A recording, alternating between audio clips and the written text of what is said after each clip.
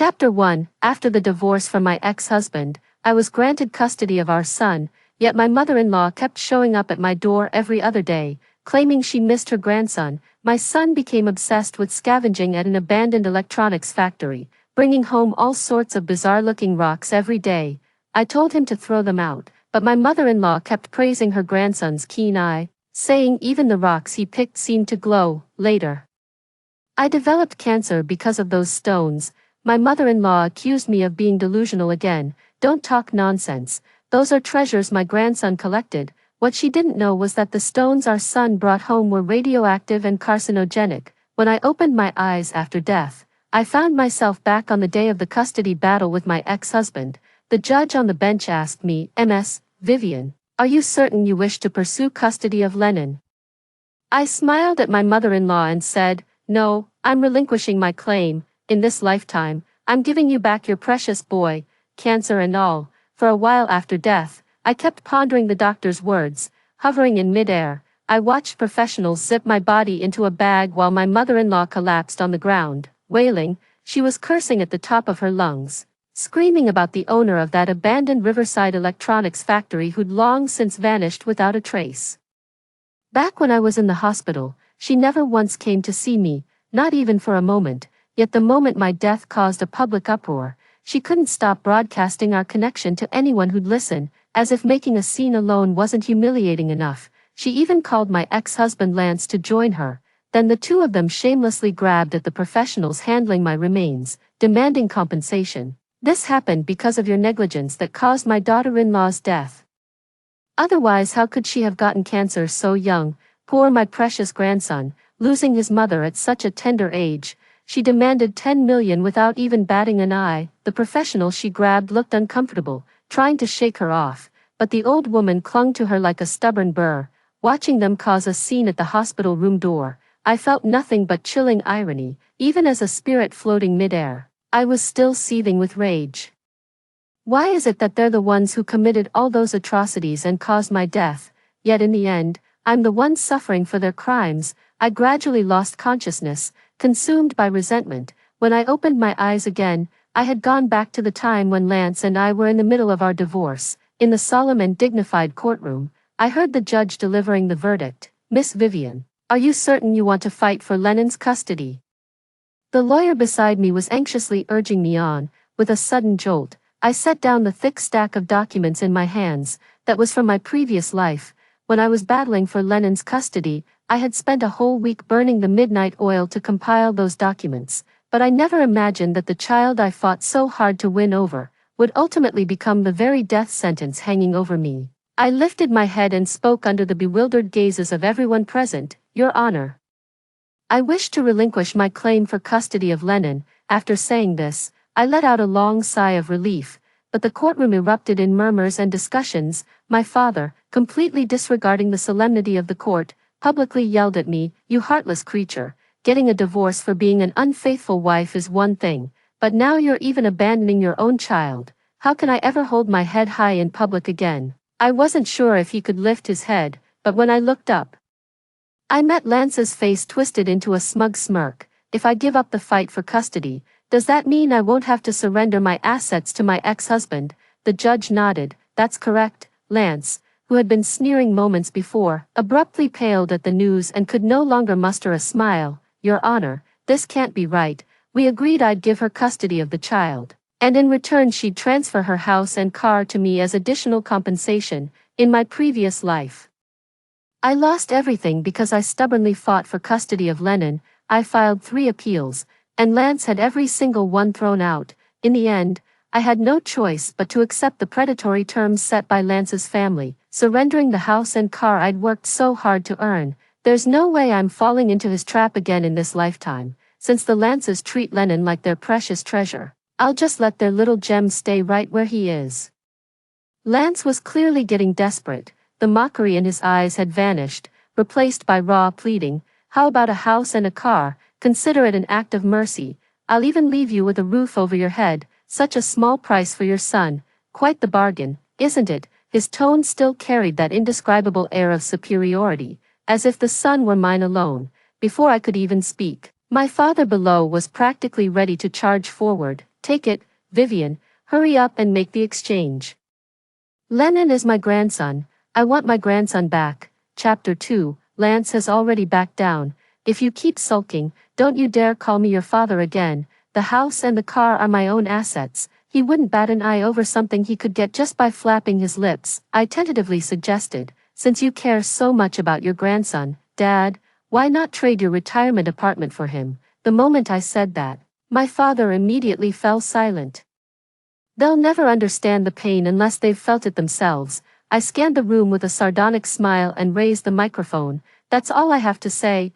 I won't concede a single cent of the property, nor will I take custody of Lennon. It wasn't until I laid down my final terms and turned to leave that Lance finally panicked. All traces of his earlier arrogance vanished as he chased after me. Just one apartment, please. Seeing I remained unmoved and didn't even break stride. He completely lost it behind me. Miserly old hen, you don't deserve to be called a mother. The sound of him cursing me was music to my ears.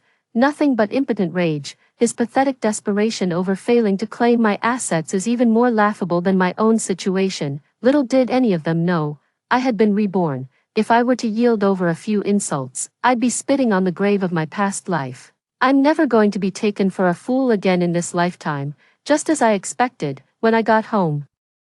My mother-in-law was sitting on the sofa as if nothing had happened, completely at ease. My son Lennon was crawling around on the floor, making a complete mess of the new house I had just finished decorating. My mother-in-law was still going on and on about how strong he is and how he's sure to grow up to be an extraordinary man. I rolled my eyes dramatically as I walked in, and my mother-in-law's face instantly turned frosty. In my past life, they pulled the same stunt. Even though Lance didn't get custody, my mother-in-law still treated my place like her own, coming over every single day.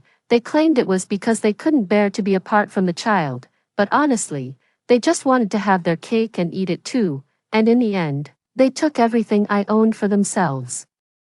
My mother-in-law didn't even look up when I entered, sighing as she ran her hand over the sofa armrest.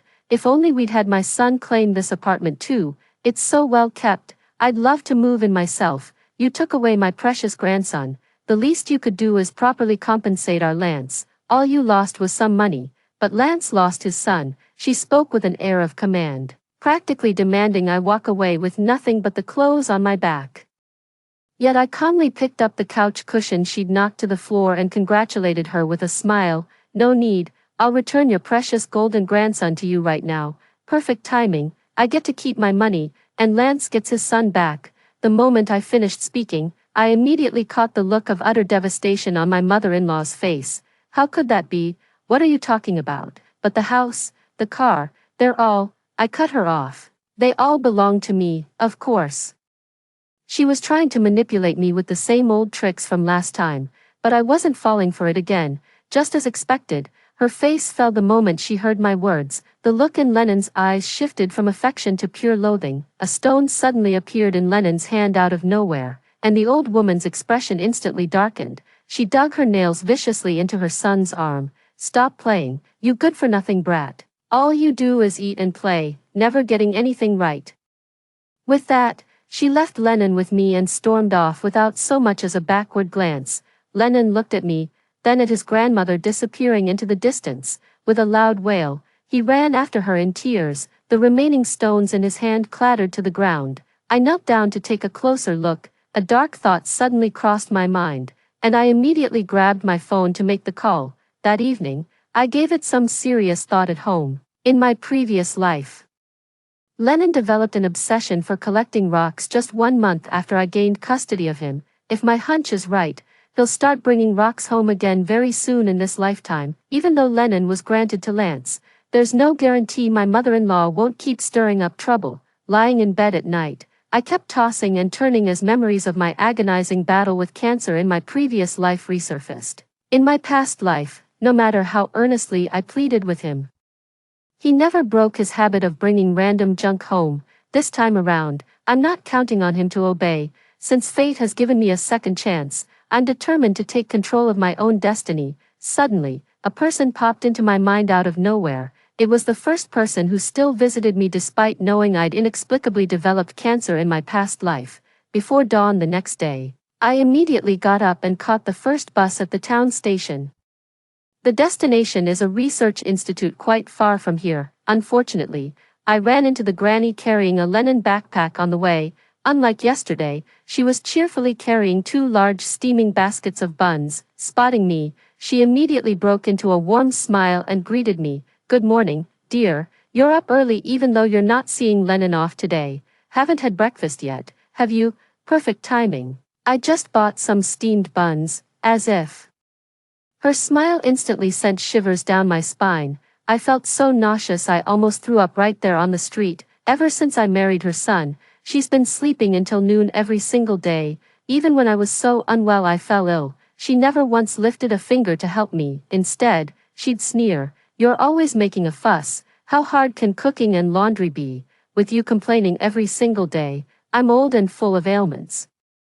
It's your turn to take care of me now, so why are you still trying to boss me around?" Lance was no different. After I had the baby, I only took 6 months off. For the past 6 months without any income, just having to read his mood at home every day was more than enough to kill my appetite. I still don't get why I never received decent treatment, even though I came into this marriage bringing my own assets. But now, right after the divorce was finalized, my mother-in-law's chronic illnesses miraculously vanished, and she no longer sleeps until the sun is high in the sky. The mocking smile simply shifted from her face to mine. I knew exactly what that wolf in sheep's clothing was up to. Seeing my silence, she rolled her eyes and made a grab for my hand. I took 3 steps back and said, "Auntie, if you're feeling so unwell, why are you up this early? You deserve to enjoy life now." Let Lance handle dropping off the child.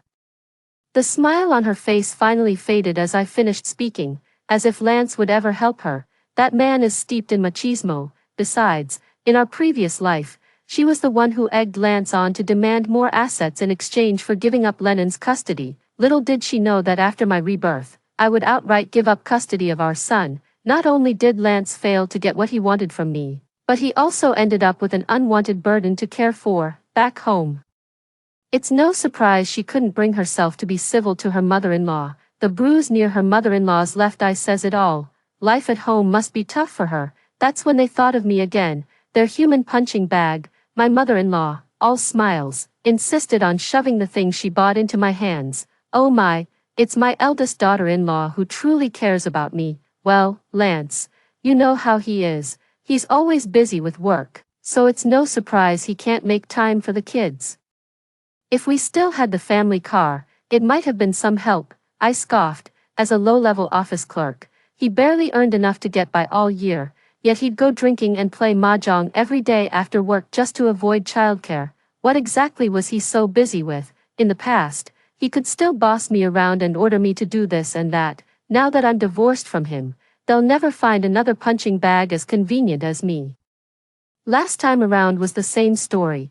I gave up all my assets to Lance just to get custody. Chapter 3. In the end, even though I paid for that car in full, Lance wouldn't even let me borrow it when I desperately needed it. When I called him, he acted like it was no big deal.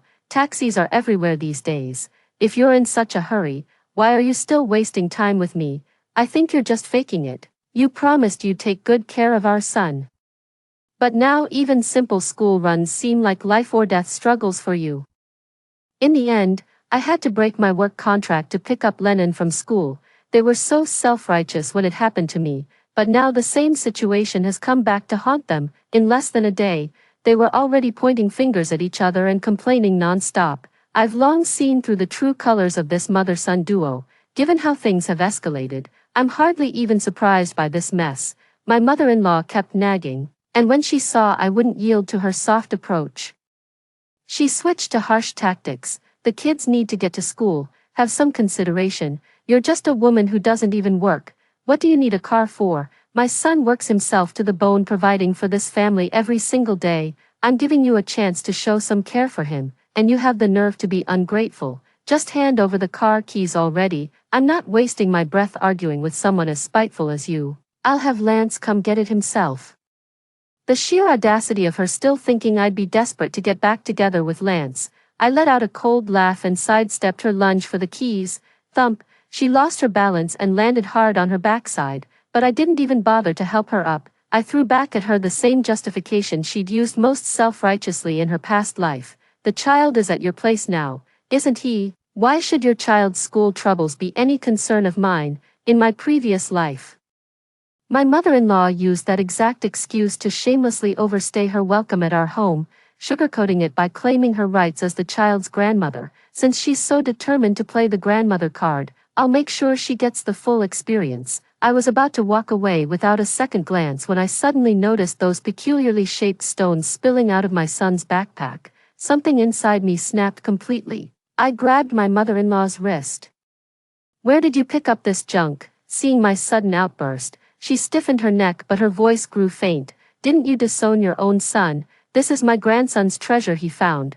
What's it to you?" To this day, she still treats this junk like priceless heirlooms. I ignored her, quietly secured the stone, and walked away without a backward glance. Ever since I accidentally got cancer in my past life, one question has been gnawing at me. In this lifetime, I'm determined to get to the bottom of it. The year I was diagnosed with cancer, it caused quite a stir in our village. Back then, cancer wasn't a common disease. Later, even television stations covered my story. The news reports at the time particularly highlighted those bizarrely shaped stones, but when the reporter tried to interview my mother-in-law for the truth, she seized this perfect public platform to tarnish my reputation instead. She went on television and declared, "My daughter-in-law has always been lazy, I suppose because she was too lazy to do housework and talked back to her in-laws. Heaven punished her with this fate. If you ask me, a woman should know her place. Serving her husband and respecting her in-laws is the only way to have a happy family."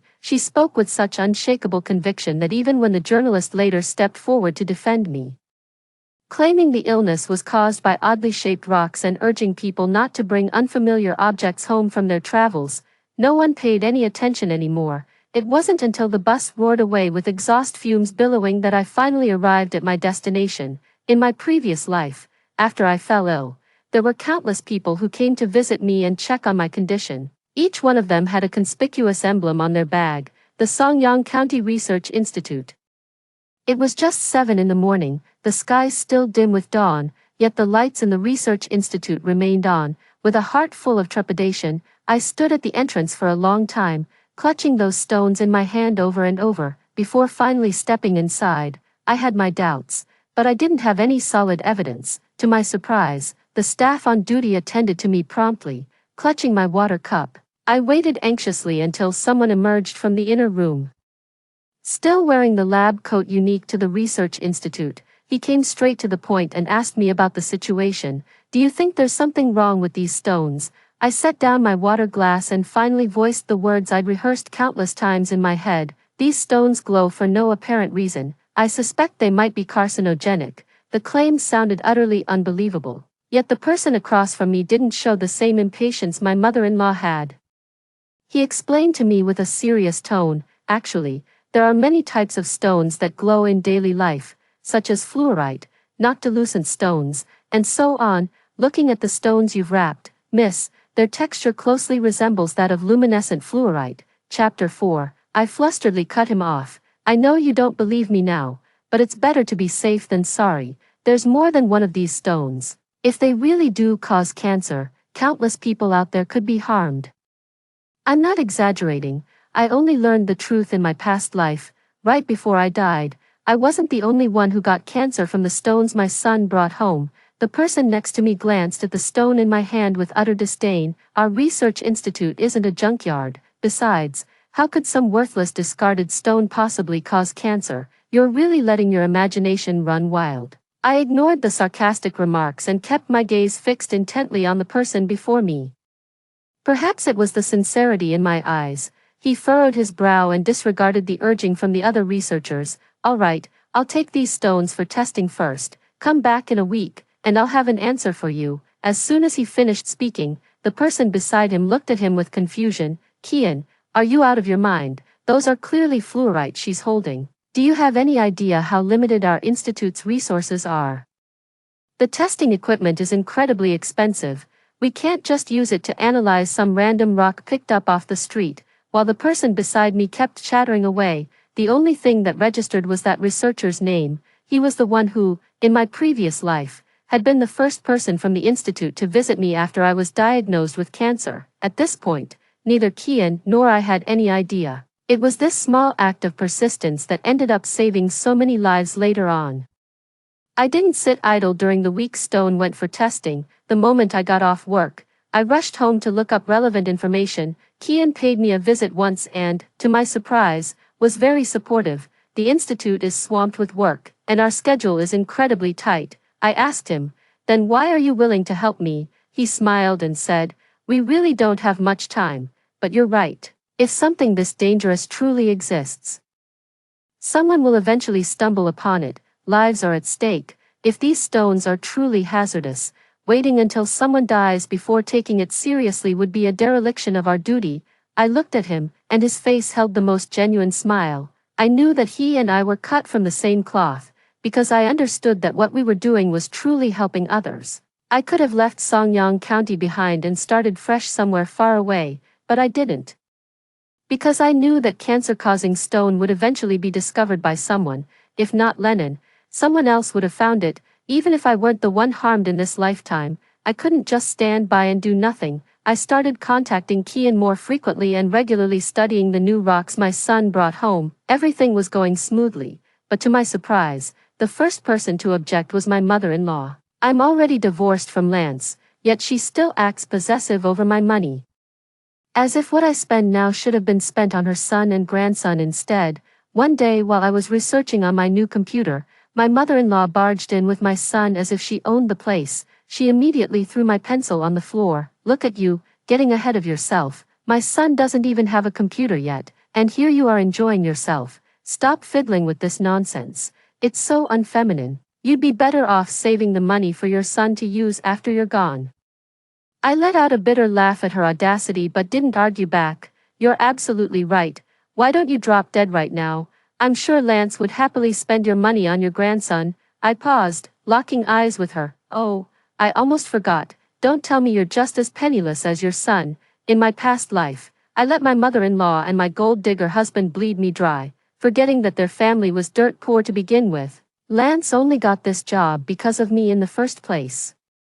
They had no right to talk back to me. I'd hit a nerve with my mother-in-law. She plopped down on the ground, sobbing in frustration. A sudden sharp pain struck my temple. I turned to see my son Lennon hurling stones at me wildly. It wasn't until this lifetime, when he was no longer by my side, that I finally understood while watching his despicable behavior. Some children's malice is innate and utterly senseless. In our previous life, he stayed with me until the end. But his vile character was exactly like my mother-in-law's. He spread rumors about me at school every day, and at the parent-teacher conference, everyone looked at me with strange eyes. My father left because my mother wronged him. My grandmother says my mother is a gold digger. The money she spends now was all swindled from my father. One time my mother-in-law asked me to pick up our son, and I was publicly shamed at the school gate. Look at her. Still daring to show her face around the children. Has she no shame? Don't you dare follow that path. If I ever married a woman like that, I'd beat her to death. But when Lance and I divorced, it was clearly because he cheated first and neglected his responsibilities. Chapter 5. I used to think my son was being influenced by his grandmother, but then I discovered, he relentlessly bullied female classmates, from spitting and throwing stones to verbal abuse and physical assaults. It escalated to the point where girls reported him for peeping in the restroom. He did all this simply for the thrill of it. He was just a little thing back then, couldn't even control himself when he followed me in his previous life. Now that he's with his grandmother this time around, he's gotten even more out of hand. Sure enough, within days he caused trouble at school. The homeroom teacher couldn't reach Lennon's grandmother or Lance, so she ended up calling me instead. The little girl was sobbing her heart out beside her, but Lennon was laughing unapologetically. The homeroom teacher looked troubled. Hello, are you Lennon's mother? Lennon sneaked into the girls' restroom at school, and when little Grace caught him, he even made a rude gesture at her. Grace's father is refusing to settle this without the parents getting involved. Would you be available to come in? On top of that, he's been having nosebleeds for several weeks straight. Is there no one at home looking after him? The teacher was being very tactful, but it still sent chills down my spine. I made a snap decision to go to the school and ask the homeroom teacher for a favor while I was at it. Lennon's father and I are divorced, and he has custody now. I can come right now, but please call Lennon's father again." The homeroom teacher, clearly no stranger to such situations, paused briefly before agreeing right away. When I arrived, Lennon was still acting like a complete slacker. He was casually tossing around some glowing rock he'd picked up from who knows where, looking completely unbothered. The homeroom teacher immediately launched into a furious tirade about Lennon's behavior the moment she saw me. Before I could even step up to take the blame and apologize, my grandmother darted out from behind me. He slapped the little girl across the face without a second thought. "You little temptress. Just one look at you and I can tell you're trouble. My precious grandson has always been well-behaved and obedient. I don't even need to ask to know you were the one seducing my outstanding boy." Lance had shown up at some point and was now berating the homeroom teacher with fierce intensity. "I entrusted my child to you, and this is how you manage things, so young and already chasing after boys in class instead of focusing on your studies. You'll grow up to be nothing but a tramp." The girl's tears, which had just subsided, began to flow again as she stood behind them, murmuring in her own defense, "I didn't." The girl's father had just taken a phone call and had been gone for less than 2 minutes. He came home to find his daughter had been slapped, and immediately flew into a rage. Lance was about to confront the person, but when he looked up, his aggressive demeanor instantly vanished. "I also know the girl's father. He happens to be Lance's current direct supervisor." Realizing the situation had turned against him, Lance was caught off guard as the girl's father forcefully kicked him to the ground. "Who the hell do you think you are, laying hands on my daughter? You're nothing but a pathetic leech living off women, and the son you raised is just as worthless. Mark my words, your boy's headed straight for jail. Don't think he's getting away with this." He was unleashing all his pent-up rage. What father could stay calm after learning his little girl, just a child, had been bullied at school? Lance was beaten so badly he couldn't even fight back, with several front teeth knocked out and blood splattered all over the ground, yet he didn't put up the slightest resistance, and his mother just stood there frozen. I saw the homeroom teacher spitting at the mother from the sidelines. The whole family are nothing but bullies who prey on the weak. And Lennon acted as if nothing had happened, casually wiping the blood dripping from his nose, and yet, they actually laughed out loud in this situation. I heard Lance got fired the very next day, and what's more, he was terminated due to the severe nature of his misconduct. After all, no elementary school is willing to take the risk of being responsible for a child with supermasculine traits, when that whole family of parasites completely lost their source of income. They set their sights on me again. I'm at the research institute right now. Kian called me in the middle of the night to say the test results are in. I'd considered countless possibilities, but when I actually saw the test results, it still hit me like a ton of bricks. Turns out those glowing rocks Lennon collected really are carcinogenic. It even has a technical name, radioactive stone. Kian called me as soon as the results came in, asking where exactly I'd picked up the stone. He also explained the dangers of this type of stone. At best, it can cause nosebleeds and poisoning. At worst, if the stone contains radioactive material, it could lead to limb amputation or cancer. Clearly, the things Lennon brought back are now thoroughly saturated with radiation. I rushed to Lance's place overnight and woke Lennon from his sleep. My mother-in-law threw on some clothes, saw me with Kian, and came at us with a broom to shoo us away. "Oh. So you've brought your lover right to my doorstep now? How shameless. Where are you taking my precious grandson at this hour? Vivian, have you no shame?" My mother-in-law was holding me back, and I finally snapped, slapping her across the face. "Get out of my way." I shoved my mother-in-law aside, but she deliberately collapsed right onto my legs. "Ever since the day Lance brought you into this family, I knew you were no good. How dare you try to push an old woman like me? I don't care what you say. If you don't pay my medical bills, this isn't over." I tried to break free from her grip multiple times but couldn't. When I finally looked at her, I was shocked to see blood trickling from her nose too. I immediately yelled, "Stop screaming, get away from me if you want to live." I kicked her to the ground with brutal force, snatched up my son without a backward glance at her writhing form, and stormed off. Once outside, I released him and snarled, "Talk. Where the hell did you pick up those worthless rocks?" He initially tried to play it cool with a cheeky grin, but I slapped him twice without even hesitating. I used to be far too patient with them, since none of them could understand plain language. Actions speak louder than words. Sure enough, after being taught a lesson, Lennon's attitude did a complete 180, sniffling quietly. He started leading Kian and me toward our destination. I lost track of how long we walked or how many turns we took. It wasn't until Kian and I saw those scattered stones on the ground that I finally felt all our efforts had been worthwhile. The professional inspection team arrived quickly and outfitted both Kian and me with proper protective gear. Combined with the stones Lennon had brought home, we ended up sending 13 rock samples for testing. These very 13 stones had ruined countless lives in our previous existence. The results won't be ready for another week, but on my way back, I was already over the moon. I'm relieved that my worries weren't unfounded. I'm thrilled that in this lifetime, I won't have to repeat the same mistakes from my past life, and those 20 families who were dragged into Lennon's mess in the previous life won't have to suffer anymore. Ever since my rebirth, I've been trapped in self-doubt, constantly questioning the purpose of my second chance at life.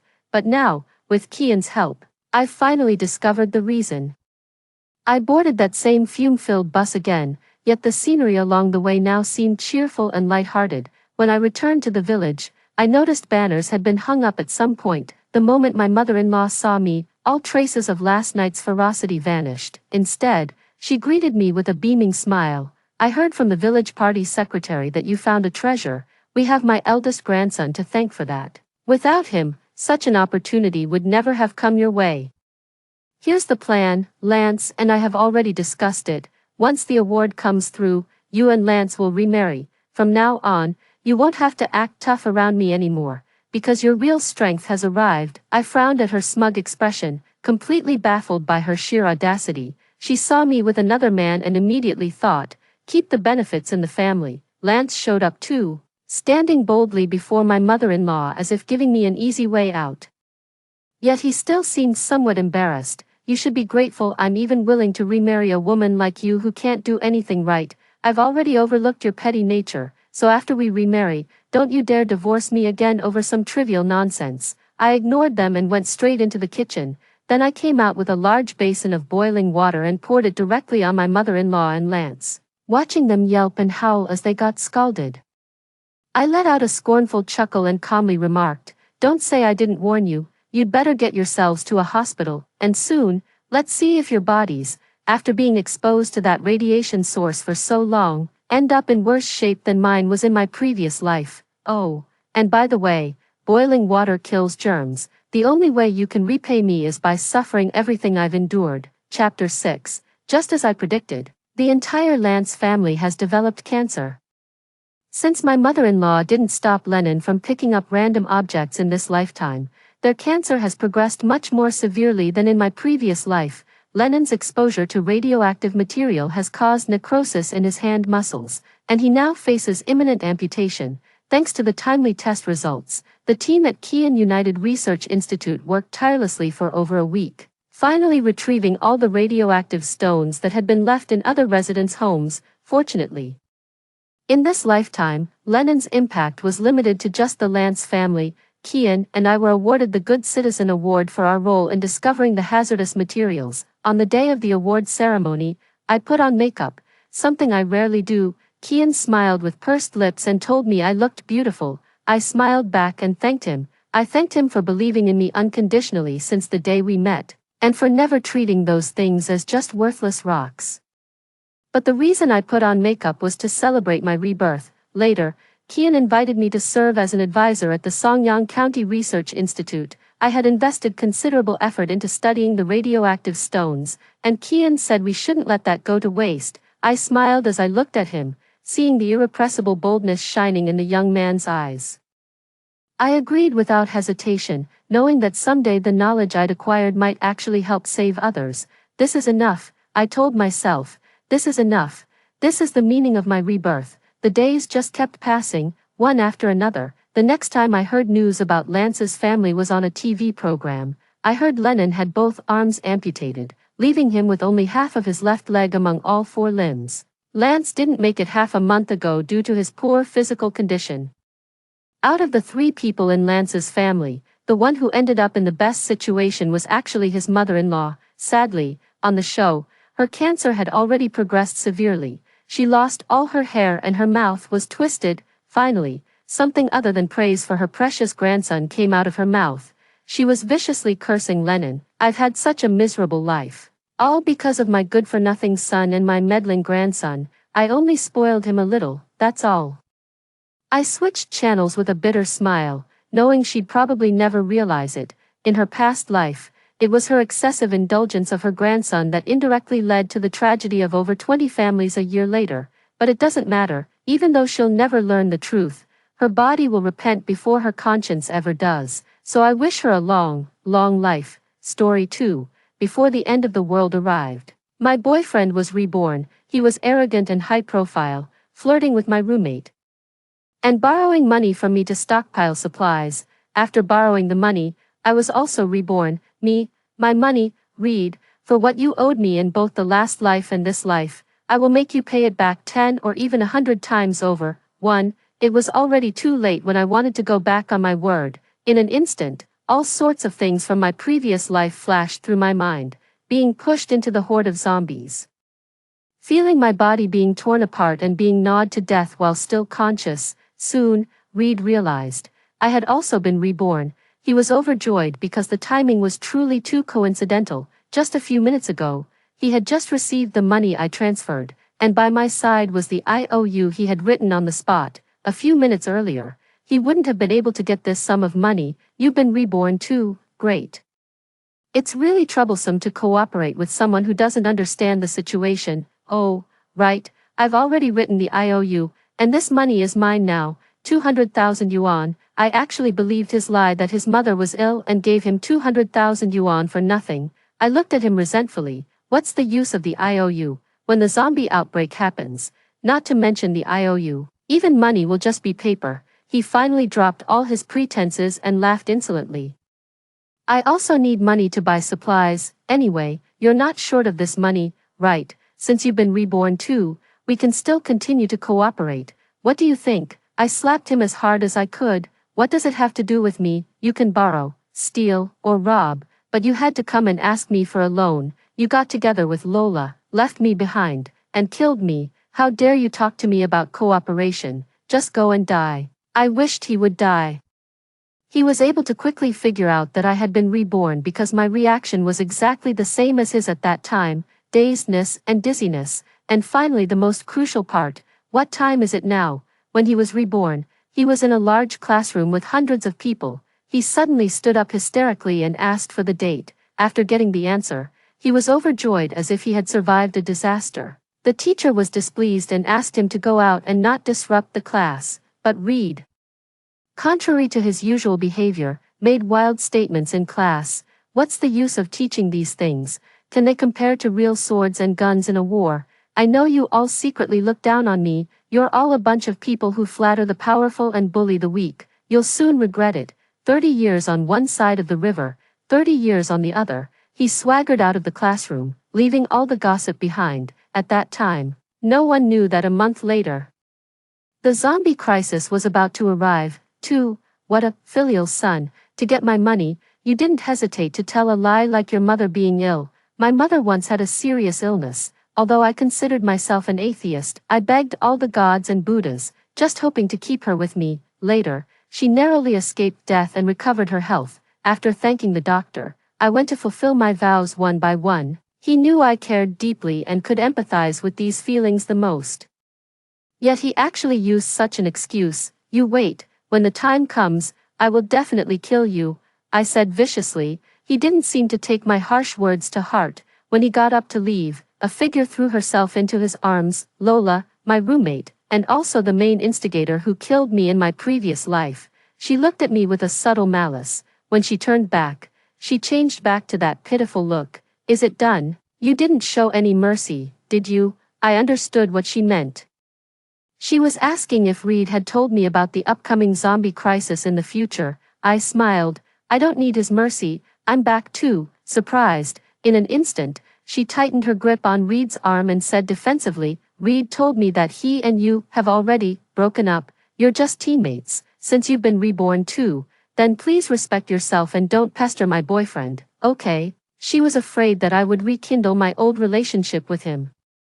I had a good impression of her during the 3 years we were roommates. Lola came from an ordinary family, but she had a gentle personality, was beautiful, and was usually helpful. I thought that at least we were friends. I could tell that she hadn't been reborn and was just informed by Reed about what was going to happen in the future. If it had been before, I could have comforted myself that it was the atmosphere of the end of the world that influenced her. Now it seemed that this was who she really was. So in my previous life, when facing the horde of zombies, she, who had always boasted of being gentle and kind and was known as the lady with the lantern, in the crisis era, didn't hesitate to leave me behind and let me fend for myself in that situation. What, lady with the lantern? She was just good at pretending. Also, which girl with a normal outlook on life would flirt with her roommate's boyfriend who was in a cold war with her roommate? 3. When I got back to the dormitory, Archer and Cassandra came over. Did you really lend him the money? Archer asked. 200,000 yuan, Cassandra said with difficulty. I nodded heartbroken. My money? They all let out voices of dissatisfaction. With this money, you didn't take care of us but gave it to that scumbag. So heartbroken. It's so heart-wrenching. I thought about it and told them about Lola. The dormitory was quiet for a while. In fact, whenever Lola was mentioned in the past few days, the atmosphere was not good. She had offended all of us single-handedly. A few days ago, we went to have barbecue together, but Lola refused us on the pretext of having something to do. Embarrassingly, we ran into each other on the commercial street. She had just finished dining at an outrageously expensive Japanese restaurant. By her side was my boyfriend, holding my membership card in his hand. At the same time, I received a text message on my phone. Consumption, 13,658 yuan. We asked her what was going on, but she was ignited by our suspicious looks. What do you mean? What do you mean? They have already broken up. Is it not okay for us to date normally? I've disliked you two from before. You're always flattering Vera and taking her side. Isn't it just because she's rich? What's the use of being rich? Originally, out of consideration for our roommate relationship, I wanted to tell you.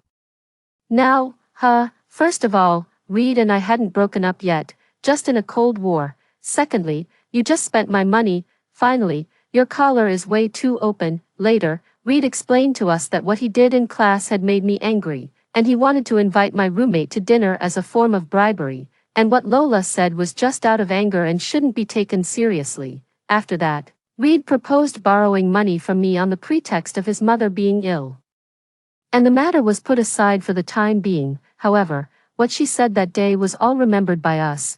We had always thought that the relationship in our dormitory was harmonious and not as complicated as in some other dormitories. Only then did we know how she really thought of us, a rich person, plus 2 sycophants. Later that day, Lola returned to the dormitory. In the past, when someone came back, although it wasn't a warm welcome, there was always some reaction. Today, after she entered the door and said, "It's so hot today," no one responded. It was a bit awkward. She seemed unhappy, and the sounds of closing the door and pulling the stool were a bit louder. I frowned and took the lead in talking to her. "When are you going to pay back the money?" She was taken aback. "What money?" "Of course, it was the more than 10,000 yuan you spent with my card." She was angry. "You clearly don't need this money. Moreover, soon money won't be useful at all." "But, can you say that out loud?" "So, of course, I have to take advantage of the opportunity to discuss you while I still can and make the most of it." For, the next day, the complaint draft I wrote on the confession wall was posted. Wall, submission, not anonymous, just being straightforward. I was in a cold war with my boyfriend, and we hadn't broken up yet, but my boyfriend got together with my roommate. Now we have broken up. I'm submitting this to ask everyone to help me urge Ms. Lola and Mr. Reed, when you two go on a date, can you use your own cards, pay back the money? There were 2 photos attached below. The first one was a photo of the 2 of them going on a date arm in arm, and the second one was a screenshot of the consumption information. There weren't many comments, but the number of reposts was incredibly high. The quality of contemporary college students, not to laugh at people to their faces. I could already imagine how everyone was discussing this matter in various small groups. Those who could see the confession wall were all students of our school. There would always be someone we knew who could see it. "Let me see if you really don't care." Sure enough, When I came back, I happened to hear Lola on the phone in the bathroom. You told me not to worry about it. Yes, when that time comes, all this won't matter. But what should I do until then? I can't go out and be pointed at and talked about every time, can I? One of the biggest reasons why Lola could pretend and was good at pretending was that she cared. She cared about her face, her reputation, and the image she had painstakingly built up. She cared so much that even in the apocalypse, she still wanted to pretend to be a saint. She couldn't stand the situation where everyone was pointing at her and talking about her. Can't you also submit a post and say that you two broke up a long time ago? At least in this way, she could take off the label of being a mistress. As for Reed, using his ex-girlfriend's money after breaking up wasn't much better, and it was even worse. However, anyway, he didn't seem to care. He was the kind of person who defied the teacher on the first day of his rebirth. But he defied the teacher to feel good, anyway, since the end of the world was coming. He might as well indulge freely and do all the things he didn't dare to do before. In his own eyes, he was the protagonist of a rebirth novel, and he thought he was really cool. Under Lola's persuasion, he seemed to have agreed. When she came out of the bathroom and saw me, she was taken aback and asked accusingly, "Why are you here? Were you eavesdropping on my phone call?" I raised my eyebrows. "You make it clear. This is also my dormitory. Oh, by the way, let me remind you. Don't trust others too much, it's better to have your own judgment," she sneered. "Forget it, I won't bother arguing with you. Anyway, I'm going to live with Reed today," because she had won the heart of a scumbag. She was so proud. 5. Sure enough, the situation soon took a turn. The confession wall posted his clarification. In the screenshot, it said that he and I had broken up a long time ago and that I had been pestering him. After he rejected me, he started dating Lola normally. Between the lines, he kept hinting that I was unreasonable and willful, and that he had long been fed up with me. As for that card, it was just that when we were still a couple, there were so many things that we didn't distinguish between mine and yours, and he had taken it by mistake. He would pay back the money as soon as possible. Lola was very proud of this. "I know you want to attract his attention and make him protect you in the future. Actually, it's not impossible. But you have to listen to me." She was haughty, believing that everything I did was to compete with her for Reed. After saying that, she went out to find her dear boyfriend. After hearing this, Archer and Cassandra were directly shocked. They comforted me, saying that I should just consider myself blind before. Such weirdos were rare, and it was unexpected to encounter two of them at once. I smiled slightly. Didn't they think this matter was over? This matter was very popular. And my second submission was soon posted again. Everyone exclaimed that they couldn't catch their breath while eating this melon. This time, I released Reed's IOU, already broken up. I pestered him. He rejected me. Interesting. Then why didn't he reject my money? I misjudged people, and it happened twice. I consider myself unlucky. Damn it. Pay back the money quickly. People didn't really talk about these things in front of me. The person directly involved, however, all kinds of chat records were passed on to me. Archer read them vividly. Awesome. According to this guy, his mother was ill, and he was so short of money that he had to borrow from his ex-girlfriend. But he took his new girlfriend to eat a Japanese meal worth 10,000 yuan. Let me add that the 10,000 yuan was also from his ex-girlfriend. Damn it. Why does such a jerk have a girlfriend while I don't? Rich lady, take a look at me. Everyone, look. This is the result when a rich girl meets a phoenix man. In the future, we should keep our eyes open. Even a rabbit doesn't eat the grass by its own burrow. The mistress is the girlfriend's roommate. How dare he? I blindly guessed that he used his girlfriend's money to pretend to be rich before. They laughed as they read. Seeing the two of them being scolded made them happier than making money themselves. Don't they want everything? I can still manage to disgust him a bit. 6. Soon. I received a call from Reed. He showed weakness to me and asked me to delete those things. I knew that he hated being called a gigolo, a kept man, or a phoenix man the most. Therefore, in the apocalypse, as soon as he obtained a little power, he couldn't wait to use it recklessly, and part of the reason why he chose to give up on me was that my prestige was higher than his. He couldn't stand it. A truly strong person inside wouldn't care about these things, but he cared, and he cared a great deal. If the end of the world hadn't come, his life should have been like this. One day, I would see through his true nature and dump him, just as I did in the future. Then, don't bully a young man for being poor, don't bully a middle-aged man for being poor, don't bully an old man for being poor, respect the dead. Although he was showing weakness to me now, he was actually very vengeful. Once he had the opportunity in the future, he would definitely take revenge. I refused him as a matter of course. It's only a few days left anyway, 200,000 yuan to buy some happiness, isn't that okay? On the other end of the phone, his voice came, suppressing his anger. Vera, do you really have to make things so ugly? Maybe in the future, you'll still have to rely on me. My phone's volume wasn't low, even without turning on the speaker. If someone was close, they could faintly hear it. Archer said disdainfully, rely on him, huh? Our Vera has already bought a house. What can we rely on him for? Hey, I couldn't stop her in time, and she said it all. I could only secretly pray that Archer's voice wasn't too loud and that he didn't hear it. However, oh, you bought a house. His voice carried a hint of coldness. Where did you buy it? He was like a ghost ready to claim my life the next second. How about I become your neighbor? 7. I subconsciously hung up the phone. Forgive me, his 2 sentences were too terrifying. And he even didn't seem like a normal person. I suspected that he was going to crawl out of the phone, so I hung up out of instinct. I exchanged a glance with my 2 roommates, and they started cursing. Damn it, is he an idiot? How about I become your neighbor? Archer said sarcastically. My God, what did he eat? He's so arrogant. I smiled and soothed them. It doesn't matter, he's just talking big. The house I bought wasn't an ordinary one. When the end of the world comes and there's a zombie crisis, the farther away from people, the safer it is. I bought a suburban villa, which can be said to be rarely populated. In recent years, fools aren't so easily deceived anymore. They say it's ecological and private, but the price is extremely high, even much higher than that of a house in the city center. Moreover, the transportation is inconvenient. Even if you have a car for commuting, it's still very troublesome to travel. It's not close to anywhere, just going to the supermarket is a hassle.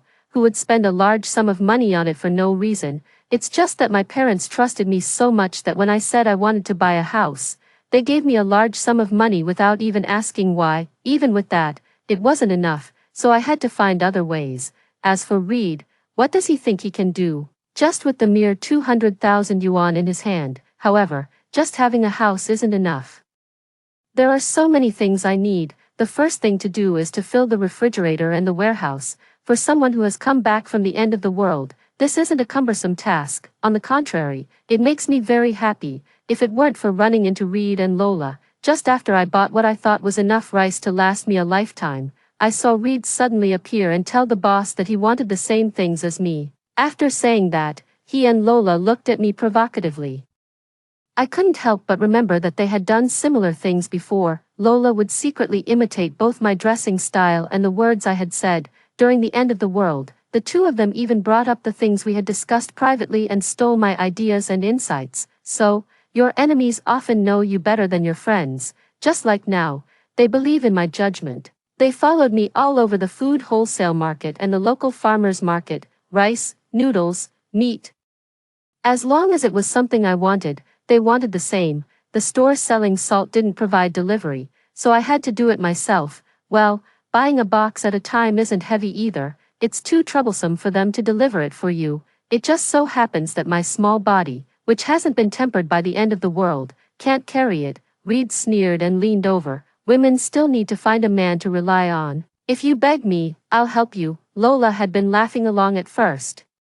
But when she heard that he was going to help me, she immediately became unhappy and pulled his sleeve, telling him not to help me. These 2 copycats are so annoying. Beg your mother. I rolled my eyes and said loudly, these days, you can be so arrogant even when parading around with your mistress. In an instant, passers-by turned their eyes to us, and most of them were looking at Lola beside Reed. She panicked and subconsciously covered her face. Don't talk nonsense. I'm not, damn it. One is a cheater and the other is a mistress. Why should only Lola feel bad? I immediately added, it's okay. Instead, I admire you. You know he has no money and isn't capable, but you're still willing to be with him. You 2 are truly in love. This time, it was Reed's turn to be in the spotlight. Everyone's gaze changed from, what on earth does this guy have to make 2 girls jealous for him, to, oh, I wish I had half as much strength in my hands as I do in my mouth, ignoring the two of them. I resigned myself to squatting down to move the box. I mustered all my strength to lift it up, and it swayed twice, almost making me fall backward. Fortunately, someone steadied my figure when I was losing my balance. "Excuse me, do you need any help?" When Reed saw who it was, his face changed drastically. "Kane, why are you here?"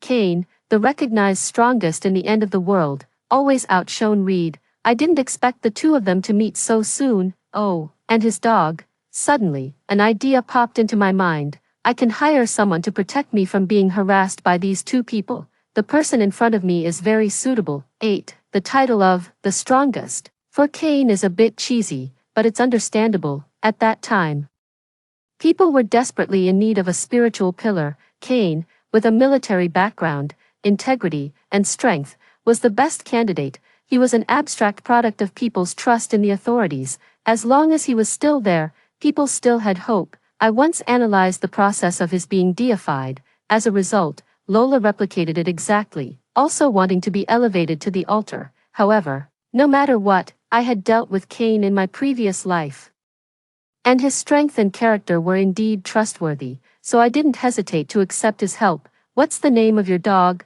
"Blackie. He's a retired military dog." Hearing his name, Blackie barked. He was a very handsome German shepherd. "Oh, you're Kane." Of course, I knew his name, but I still had to pretend. He nodded. "Are you free recently? I need to hire someone to protect me, and we can discuss the price." I originally wanted to ask if he was short of money recently, but it didn't sound like a proper conversation, so I changed the way I asked. After hearing this, he looked at me and said, "What do I need to do?" Did he agree too easily? I thought for a moment. "Live with me, protect my safety, and don't let any strange people get close to me. Is that okay?" He carried the box into my car, then pointed at Blackie. "I want to bring my dog with me." I was delighted. "Of course, that's fine. Spend one sum of money and get 2 bodyguards. I'm making a killing. Blackie has a good diet and needs to eat a lot of meat." "Me, I know, leave it to me." He had finished stating his requirements, and now it was my turn. Suddenly, I asked, "Can I touch him?" He nodded to indicate that it was okay, so I reached out and pinched his arm. Kane, Blackie, who was already prepared. Me, oh, these muscles, these lines, this damn sense of security. At the same time, I knew that I couldn't take any punch from him, otherwise, I might die. I realized it later. "Why is your fist clenched?" 9. I wonder which logistics unit Kane used to work in, or is it the same for all of them? On the second day of him living in my house, I went to admire my fully stocked warehouse as usual in the morning. As soon as I opened the door, I slowly closed it again. I understood. I was dreaming. Otherwise, why would I see bags of rice stacked up like bricks? And each bag was neatly arranged with sharp edges and corners. The labels of the bottled water were all facing the same direction. What about the frozen meat in my freezer? It couldn't have been cut into the size of mahjong tiles and neatly arranged, could it? Kane opened the door and looked at me curiously. "What's wrong?" I shook my head. "I woke up too suddenly and saw you building a wall with rice bags." The warehouse, which originally looked very full, now had more than half of it empty. He was amused by my words, then looked at his phone and said, "You woke up a bit late." I was at a loss for words. For an early rising college student who has to attend classes at 8 a.m., 7:30 a.m. is already very early. Well, maybe it was really late for him, so much so that he had nothing to do and came here to organize my warehouse for me. "I'm going to take Blackie out for a walk. Come with me." I knew in my heart that he couldn't leave me rashly because he had promised to protect my safety. When Blackie heard, "for a walk," he brought the leash in his mouth and placed it at my feet, then sat down and looked at me quietly. His tail was almost wagging to the sky. I squatted down, skillfully put the leash on him, and stroked him along the way. He seemed to enjoy it very much and even leaned in and threw himself into my arms. But as soon as Kane called his name, he obediently sat down again. "Sorry, he doesn't usually pounce on people." He paused and then added, "Maybe he just likes you." I said okay, stroked his head again, and led Blackie out the door. Kane followed us at a short distance, carefully observing the surroundings, until I was holding the leash and suddenly caught a glimpse of a familiar figure. Obviously, he saw me too. Reed, you really are going to be my neighbor? I was a bit incredulous. He looked very proud when he saw my surprised expression. However, the next second, his face suddenly turned gloomy. Kane's dog. For a moment, I thought he was talking about me. Kane took a few steps and stood beside me, blocking in front of me in a protective gesture. Blackie lowered his body and made a movement as if he was about to pounce. Reed's expression became out of control. Vera, how long has it been since we broke up, and you're already with Kane? Are you really that desperate for a man? 10. I understood. He had misunderstood. For others, it's really hard not to misunderstand the relationship between me and Kane. But you, Reed, is this all that's on your mind? I was a bit speechless and didn't want to argue with him. When facing an idiot, saying one more word to him is my problem. However, he didn't seem to want to let me go. Hey, Vera, you explain it clearly. You think you're amazing now that you've latched onto Kane, right? As he was cursing, I finally understood what made him so angry. So, he can cheat, and even have two-timing relationships. But I can't fall in love with someone else, even after we broke up. Does he live by the sea? Why does he care so much? In his heart, a woman isn't an individual but a reward for the strong. That's why he didn't care at all about our breakup before, because he was confident that he could become strong enough for me to have to rely on him. And now he's upset because I glanced at Kane beside me and couldn't help but click my tongue. The thing that grew up relying on me in the previous life. I even think he's not good looking enough to be called a daughter. It's just because he's a man that his prestige easily surpassed mine. Now, also because of the gender issue, he doesn't even see me as an equal opponent but as something to be contested with Kane. Damn it, what a disgusting thing. I motioned for Kane to change direction and not waste time on this person. Reed's voice was sinister. Don't be so cocky, Vera, you should remember what day tomorrow is. Right, I paused in my steps. Yes, I knew, tomorrow is the beginning of the end of the world. The start of the zombie virus outbreak, and also the beginning of society gradually falling into chaos. You're not going to say that you won't show mercy to me after tomorrow, are you? I turned around and gave him the middle finger. How do you know you won't be the one who gets beaten up? Let's wait for the last peaceful night. Tomorrow, everything will be revealed. Reed, for what you owe me, I will make you pay it back 10 or even 100 times over. However, I didn't expect that he couldn't even wait until the next day. That night, he and Lola broke into my villa together. 11. Looking at the gun in his hand that was obviously not bought through formal channels, both Kane and I were taken aback for a moment, and Reed, looking at the crowbar in my hand that I was using for self-defense, said to Lola triumphantly, I told you there's no need to spend so much money on those supplies. While others stockpile food, I stockpile guns. My neighbor is my granary. Lola leaned softly against him and kissed his cheek. Honey, you're so amazing.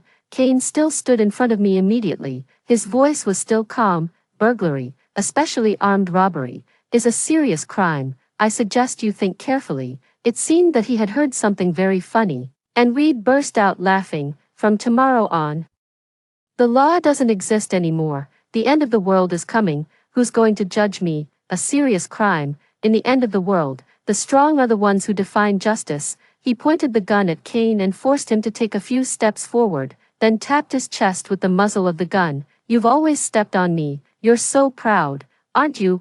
I want to see if you can still be the strongest this time. Lola also walked towards me. She was holding a gun in her hand too.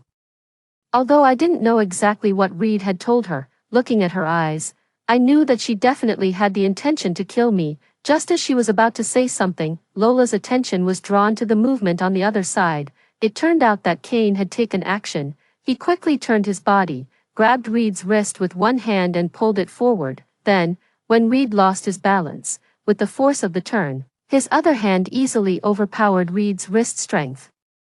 And the pistol that Reed had been holding fell into Kane's hand. The series of movements were smooth and flowing, as if they had been practiced countless times and engraved in his DNA. At the same time, taking advantage of Lola's distracted attention, I struck her wrist hard with the crowbar in my hand. In pain, she let go of the gun, and I quickly kicked the gun aside. Without a weapon, Reed was naturally no match for Kane and was subdued in a few moves. On Lola's side, fearing the crowbar in my hand, she also obediently submitted. I said sarcastically, Honey, you're so amazing, TSK, didn't I say it before? I casually swung the crowbar, making a whistling sound in the air. Don't use weapons you're not familiar with. You just can't learn no matter how many times you're taught. Kane took the gun and looked at it up and down. Then, to everyone's surprise, he aimed it at Reed. 12. I was taken aback. What are you doing? Kane's voice was a bit cold. Once and for all, Reed was startled by his stern gaze. He realized that this person in front of him really wanted to kill him. He quickly started begging for mercy and blurted out all the information he knew, such as the end of the world and the future distribution of forces, in an attempt to prove his value and beg for his life. But Kane remained unmoved. Me, don't mess around. Put the gun down. He looked at me and finally obediently put down the gun and stepped aside. I looked at the two people who were already scared out of their wits. Why don't you get out of here quickly? They probably thought that I was doing them a favor in the hope of seeking future cooperation, so they didn't think much about it and hurried back to their own villa. Me, I hired you to protect me, not to kill people. Okay, let Blackie out too. We can go now. I mumbled to myself. It's all their fault for doing unnecessary things and disrupting my plan. Soon. The two people and the dog drove away from the villa area. Is that all right? Kane asked. I nodded. Obviously, they fully believed that tomorrow would be the end of the world, a paradise for those two people who valued the approval of others more than anything else. After all, I even hired Kane. I didn't expect it to be you who was assigned to me. What a coincidence. Wait, so it was you who mediated regarding that funding of mine. He let out a hum and directly admitted it. The patient zero has already been found, and the vaccine is almost developed. Compared to that world like the end of the world, such a sum of money is just a trifle. Actually, if you had directly said you wanted that villa, it would have been approved for you by the higher-ups. I gave a light cough. I just thought it wasn't good to use the resources you provided to take personal revenge. Later, I'll transfer the money back to you. Oh, and the fee for hiring you to protect me. I'm really sorry for getting you involved. Yes, the money I had, including the money I borrowed from my parents, wasn't enough to buy this villa. In the end, I chose to ask the higher-ups for help. Unexpectedly, they approved such a large sum of money for me without hesitation. Kane smiled sarcastically. What's wrong with that? Just from the fact that after he was reborn, he didn't have the slightest intention of informing others about this to reduce casualties. You can tell that this person is a complete scumbag. Fortunately, there's you. Otherwise, I really don't know what this society would have become. 13. When I got back to school and my roommates saw me returning to the dormitory, they were both surprised. I thought you bought a house and were going to focus on the postgraduate entrance examination peacefully, and wouldn't come back to live here anymore. I waved my hand. It's too far away, and it's not close to anything. It's inconvenient. So I sold it. They were taken aback. Just sold it like that. To whom? Before I could speak, I suddenly received a phone call. I greeted them and then went to the balcony to answer it. Hello, what's the matter, Uncle Joshua? Vera, you only rented this house for 1 month. What are you going to do with the things in the warehouse? I was referring to the supplies I bought to deceive Reed and Lola. I'm sorry. I'll find someone to move them away this afternoon. I'm sorry to trouble you. Even when I was buying these things, I had already thought about where they would go. The rice, noodles, cooking oil, and grain would be directly transported to the mountainous areas, and the freezer full of meat would be sent to the army where Kane used to serve as an extra meal. When we chatted in the previous life, I heard that the military dog's food was even better than theirs. I don't know if these things would end up in people's stomachs or the dog's stomachs. Hey, by the way, when I came here, I also ran into Reed looking for you. Uncle Joshua detailed what had happened. You mean Vera? She's moved out. She only rented it for a month. Rented? Reed was taken aback. You rented it to her and then sold it to me. Yeah, it's the end of the world. Would anyone really come to collect the rent? Why buy it? Just renting it would be fine, right? Reed hadn't thought of this until now when he was reminded. However, he suddenly realized something was wrong. If I only rented for 1 month to save money to buy supplies, then why would I move out now? Was it to avoid him? The city center should be the most chaotic place at the moment, unless... He finally realized that the end of the world he had been expecting might not come at all. Reed's face turned pale. He stammered and asked Uncle Joshua if he could return the money to him. He even knelt down, saying he didn't want the house anymore. At that time, he had paid the full amount to buy it. Uncle Joshua looked at him with an embarrassing expression. Reed, I didn't tell you before, actually. The house you bought isn't mine anymore. I had already sold it to Vera before. She was afraid that she would be timid and the price would be suppressed when selling the house, so she asked me to act on her behalf. Otherwise, how could there be such a tough rule of paying the full amount directly? Of course, he wouldn't say that I also paid him a commission. This villa, or rather, many houses nowadays have this problem. The price is high and it does conform to the market price, but they can't be sold and just remain empty like this. Suddenly, both I and Reed showed up, which caught the attention of the original landlord. What internal information is there? Is a high-speed railway going to be built nearby? The only response he got was Reed's face ashen with despair. After hanging up the phone, I went back and answered the question my roommates had asked earlier. Sold it, to a fool who overpays. I can't even imagine how much I've earned. 14. I took Reed's number out of the blacklist, and the next moment, his call came in. I answered it. Hello, Reed. Where are you? His flustered voice came through. Vera, are you playing me? Why didn't the end of the world come? What did you do? I picked my ear. Of course, I reported all the information I knew. Reed, not everyone wants to live in a world that's as rotten as can be. Then why didn't you tell me? I laughed out loud. Are you kidding? If I told you, what fun would I have watching the show? Oh, right, you still owe me money. You sold the house at an inflated price and charged me far more than 200,000 yuan more. I clicked my tongue. You can't say that. A transaction is a transaction, and a debt is a debt. Don't forget that I still have the IOU in my hand. He paused and finally realized that all his plans were already meaningless. He pleaded with me in a low voice. Vera, I was wrong. I know I was wrong. Please help me, you. Expressing disgust. Cut the crap. Where are you?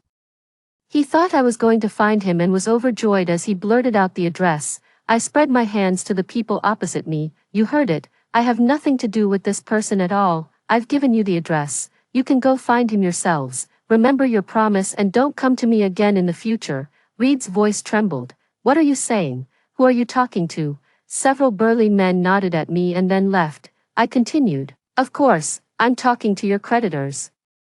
You're really something, Reed, relying on the fact that you don't have to pay back the money in the end of the world. You borrowed so much usury. How are you going to pay it back? It's clearly you. What about me? Did I tell you to borrow it? I'm wronged. I couldn't help laughing. After a moment, I said seriously, I just said it out of anger. You chose to borrow it yourself. Don't talk nonsense. I even told you to go and die. Why didn't you? I said with regret. It's all your fault. You got me involved too. Fortunately, the whole school knows that I have nothing to do with you. Otherwise, I really can't imagine how much trouble I would have in the future. He took a sharp intake of breath. Did you plan all this from that time? No, it can't be. How could you have known in advance that I would borrow money from you? My silence probably made his scalp tingle. When were you reborn? I tapped the back of my phone with my finger and laughed. Guess, you. Were you reborn earlier than me? The subsequent rebirth. Was it all an act by you? Since I was reborn, everything was you. For a month, the virus had already spread and lurked in major cities. My rebirth was probably much earlier than he could have imagined. Your enemies often know you better than your friends. Later, based on my understanding of him, I lured him step by step to where he is now. I didn't answer, but he understood what I meant and finally broke down, crying. Vera, I really know I was wrong. You're still angry, aren't you?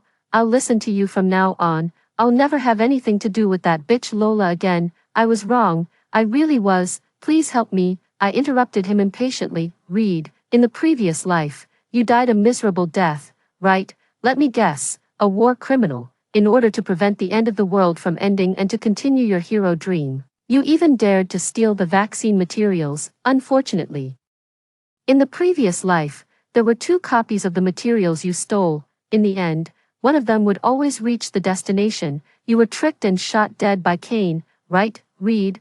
Why do you think God has been so kind to me? He let me be reborn, stop the end of the world, and let you be reborn for me to take revenge. I was originally thinking about how to take revenge on you without feeling guilty, and you just happened to come along. it's really wonderful. He was stunned for a long time before stammering, "You didn't let Cain kill me, you must still love me, right? Didn't I say that I can achieve my goal without shedding blood? Why dirty my own hands?" I sneered. "You just can't learn no matter how many times you're taught." 15. "Hey, Vera, have you heard?" Archer said gossipingly, holding her phone. It turns out that not only did Reed borrow usury himself, but Lola also borrowed with him, and there were even quite a few nude loans. I was surprised and put on an expression of hating iron not to produce. "Really? How could this be? Lola is really..." Actually, I had already guessed it in my heart, but what did it have to do with me? I had reminded her, and that was my last bit of kindness. But after all, she was my roommate. If I showed myself to be too indifferent, my other roommates would be afraid. After all, they didn't know that from beginning to end, Lola never thought of telling them about the end of the world. Fortunately, you saw him clearly and broke up with that scumbag early. Just thinking of him now makes me feel disgusted. Sigh. "Vera, you don't think it's because I mentioned the house that he went to borrow money, do you?" I quickly patted her on the back. "What are you talking about? He had already borrowed money from me before that. It's imaginable that he already had this tendency. It's not your fault. Moreover, I asked you to say it to show off. Even if there's really any retribution, it will definitely fall on me. You'll be fine, don't worry. Don't talk nonsense about retribution. He's a scumbag himself. What does it have to do with you? What does it have to do with us? It's okay, in this life. You will all live well, and everyone will live well, later." I heard that Reed and the others were so tortured by the debt collectors that they finally ran away together. Just in case, the government still launched the vaccine, and everyone had to be injected with it under their real names. Some people didn't understand, but some people knew the importance of the vaccine. For example, Reed, who had truly experienced the end of the world, and Lola, who had heard about it. At this time, no one knew that a month later, the zombie crisis would be coming. Sigh, they seemed to have forgotten that they still had the crime of burglary. They couldn't possibly think that just because we hadn't settled the score with them for so long, this matter would be over, right? Of course, it's because I wanted to watch them be tortured by the usury debt collectors, choose to run away when they couldn't bear it anymore, and then be punished by the law. So after hearing that they had run away, I called the police. So pitiful, for the crime of burglary. With complete evidence from the surveillance video, they will probably be sentenced for a long time. I originally thought that when they were desperate, they would target me. I hired a few bodyguards for protection so that I could arrest them justifiably when the time came, but I didn't expect them to be so impatient.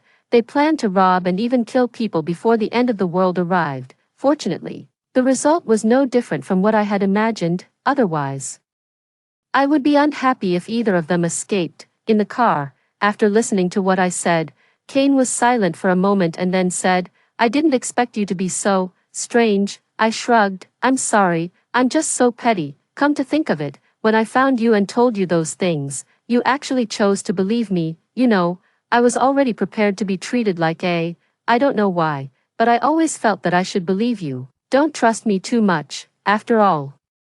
It's because Reed trusted me too much that he ended up like this. That's because he didn't know you well enough," he said.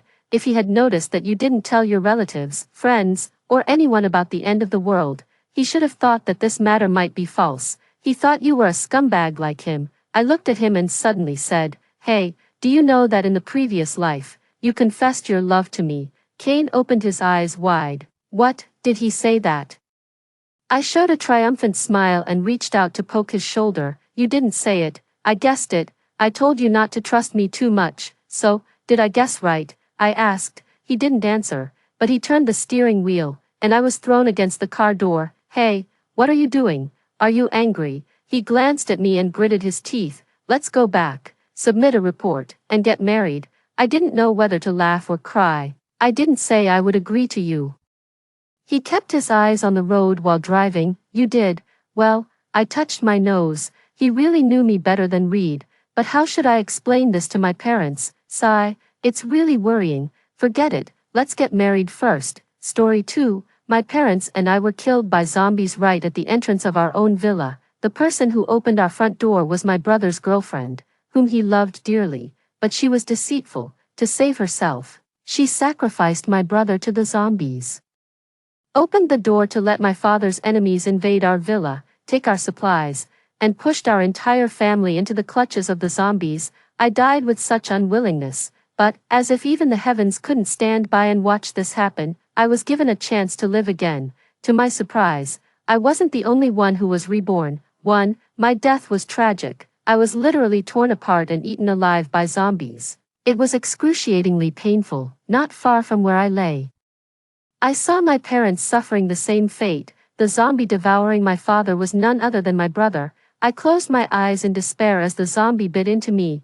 After a while, the pain around me gradually subsided, and just when I thought I had turned into a zombie myself, I felt something soft. I opened my eyes and found myself in my pajamas, lying in my bed with no sign of zombie moans around me. After carefully checking my body and looking at the time, I was finally convinced that I had been reborn. 2 months before the zombie outbreak. Filled with a renewed vigor, I rushed out of my room. Looking up, I saw my parents with the same expression, and from the look in their eyes, I knew they had been reborn just like me. The three of us hugged each other, crying and sobbing, our cries echoing through the villa. My brother, with his messy hair, came out of his room and looked at us as if we were fools, not understanding what was going on. We glanced at him as if he were the fool too. In our previous life, he had been a naive fool. After testing my brother a few times, my father looked at him with frustration and muttered, "How did I ever have such a foolish son?" My mother and I exchanged sympathetic glances. In the past life, driven by blind love, he had inadvertently doomed us all, and he was the only one among us who hadn't been reborn. Still as naively stupid as before, we all sighed, after eating like we hadn't eaten in ages. My parents and I, as the core members of the family, tacitly went to the study to meet. As soon as we entered the study, my mother couldn't help but start crying again, hugging my father and me. My father, still somewhat rational, spent some time comforting her, and I stood by, feeling like a third wheel, since in my father's eyes, I was the strongest girl in the house, certainly stronger than my mother. In our previous life, during our days hiding out in the villa, I had acted as the family's security, even smashing a zombie's head with a baseball bat, an act that left my mother terrified.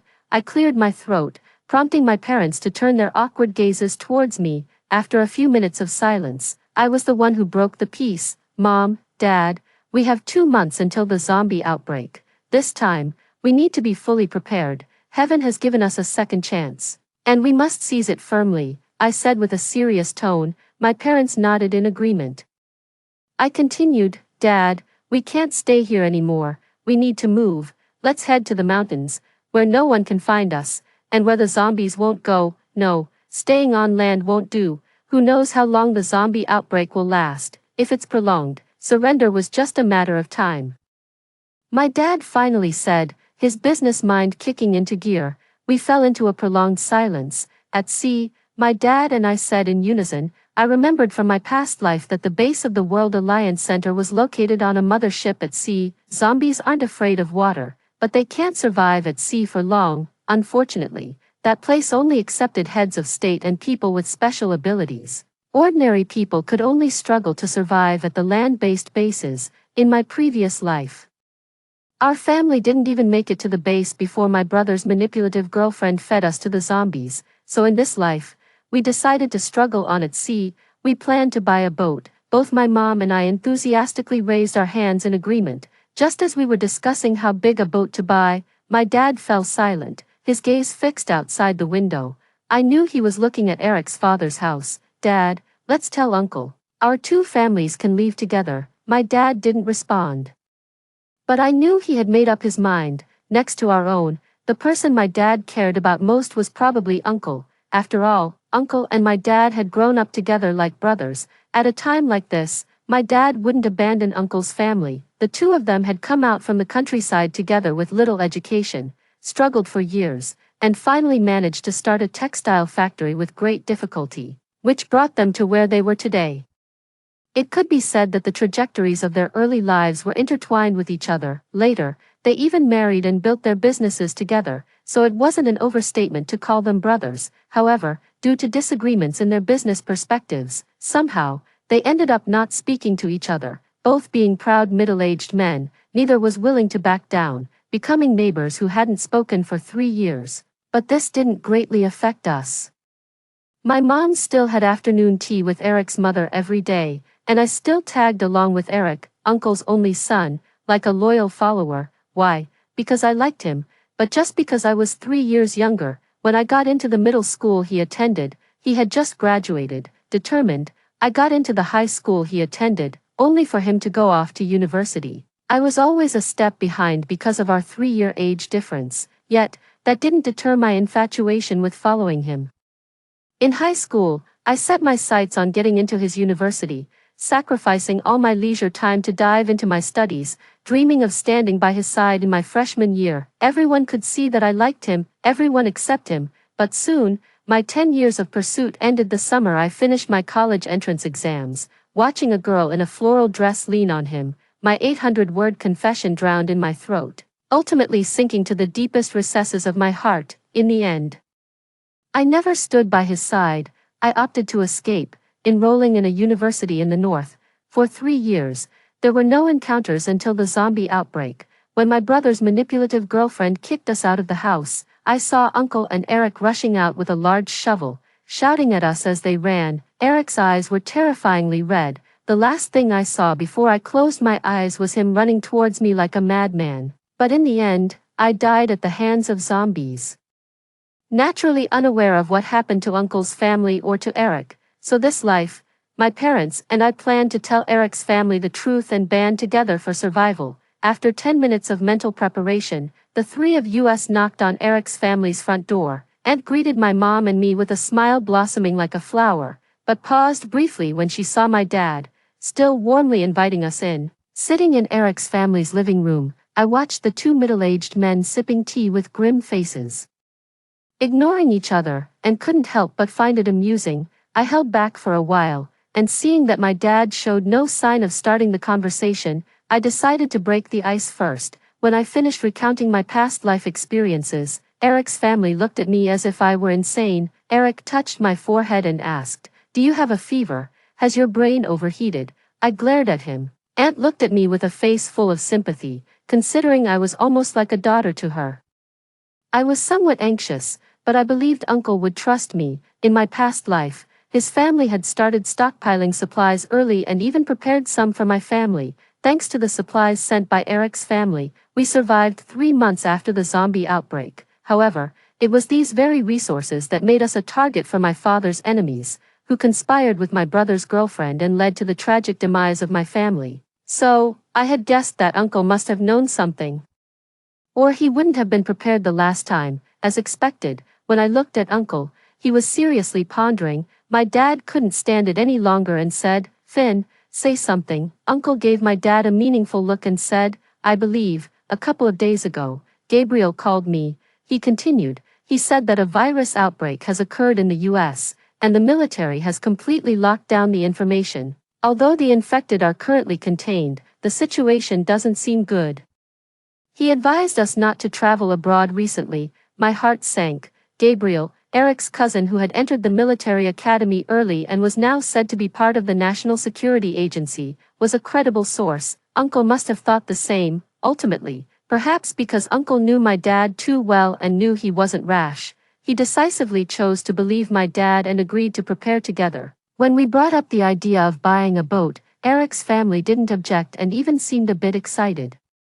"Have you thought about the fact that none of us knows how to sail?" My mom's words woke everyone up, and there was a moment of silence. Eventually, my dad and Uncle decided to learn how to sail. With only 2 months left, I hope it's enough time. Our two families planned to liquidate all our assets and convert them into resources for survival in the apocalypse. Combined, our family assets were worth over $1 billion, which should be enough. The division of labor was clear. My dad and the others would learn to sail, Eric and I would prepare food, and my mom and aunt would gather daily necessities and medicines. While everyone was busy, my foolish brother was still preoccupied with his love life. It was then I realized that the biggest trouble at the moment was my brother's manipulative girlfriend. Although my brother was naive, we couldn't give up on him, but to take him with us, we had to deal with his girlfriend first. Gentle persuasion wouldn't work. As my mom had already tried that in the past life with no success, so, we decided to take drastic measures to make my brother see her true colors and prevent the duo from causing trouble. My dad started by selling off all his assets, including funds, stocks, and our current villa. Then, on the day my brother brought his girlfriend home for dinner, a group of intimidating debt collectors arrived at our door. It scared my brother to the point where his legs went weak, and he was in disbelief, while his girlfriend looked visibly upset. After finally managing to send the debt collectors away with some jewelry we gathered from home, my mom spoke up. "I heard your dad owns a mine and has made quite a bit of money over the years, given our situation.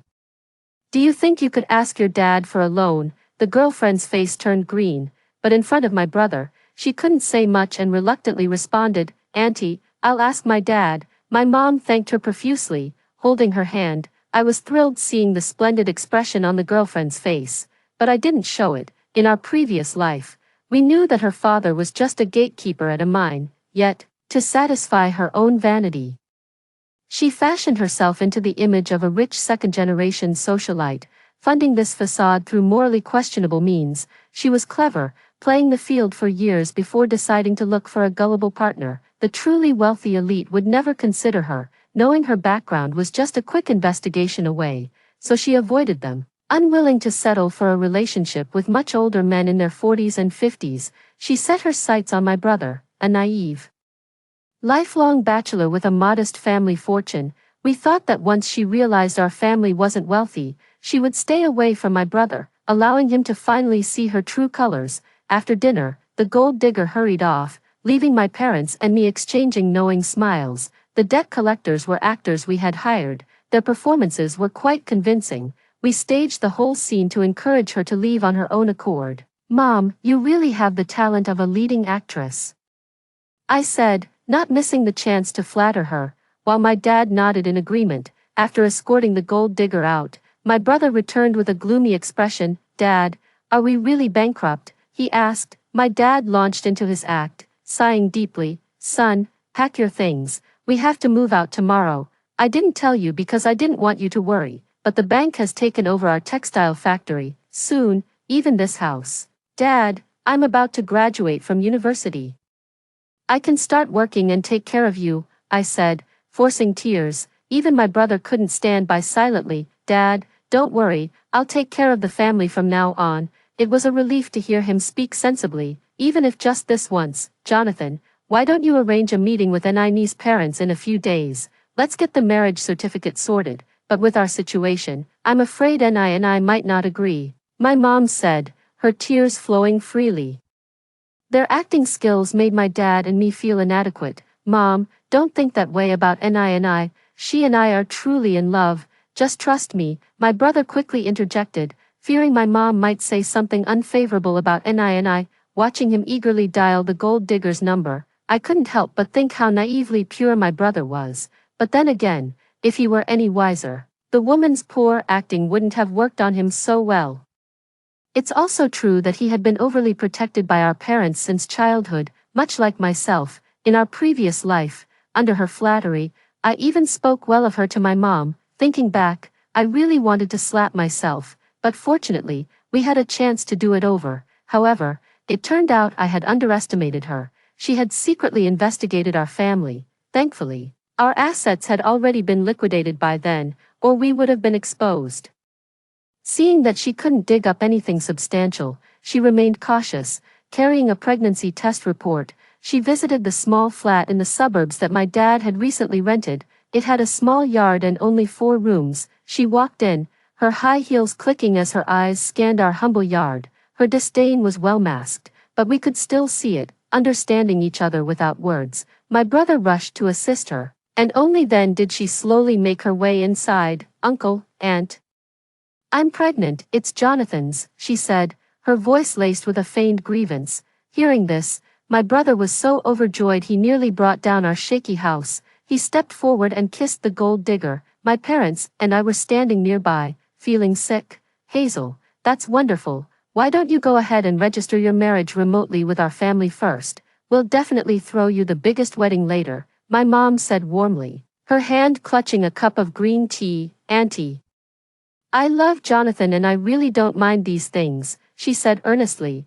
If I hadn't seen her true colors in a past life, I might have believed her. Oh dear, you're pregnant now. Don't just stand there, let's eat first, and after eating, Jonathan can take Hazel to get the certificate. My dad chimed in helpfully. So, my brother, looking a bit pale, sat down at the table with green tea, facing a meal of cabbage and potatoes. Her appetite clearly vanished.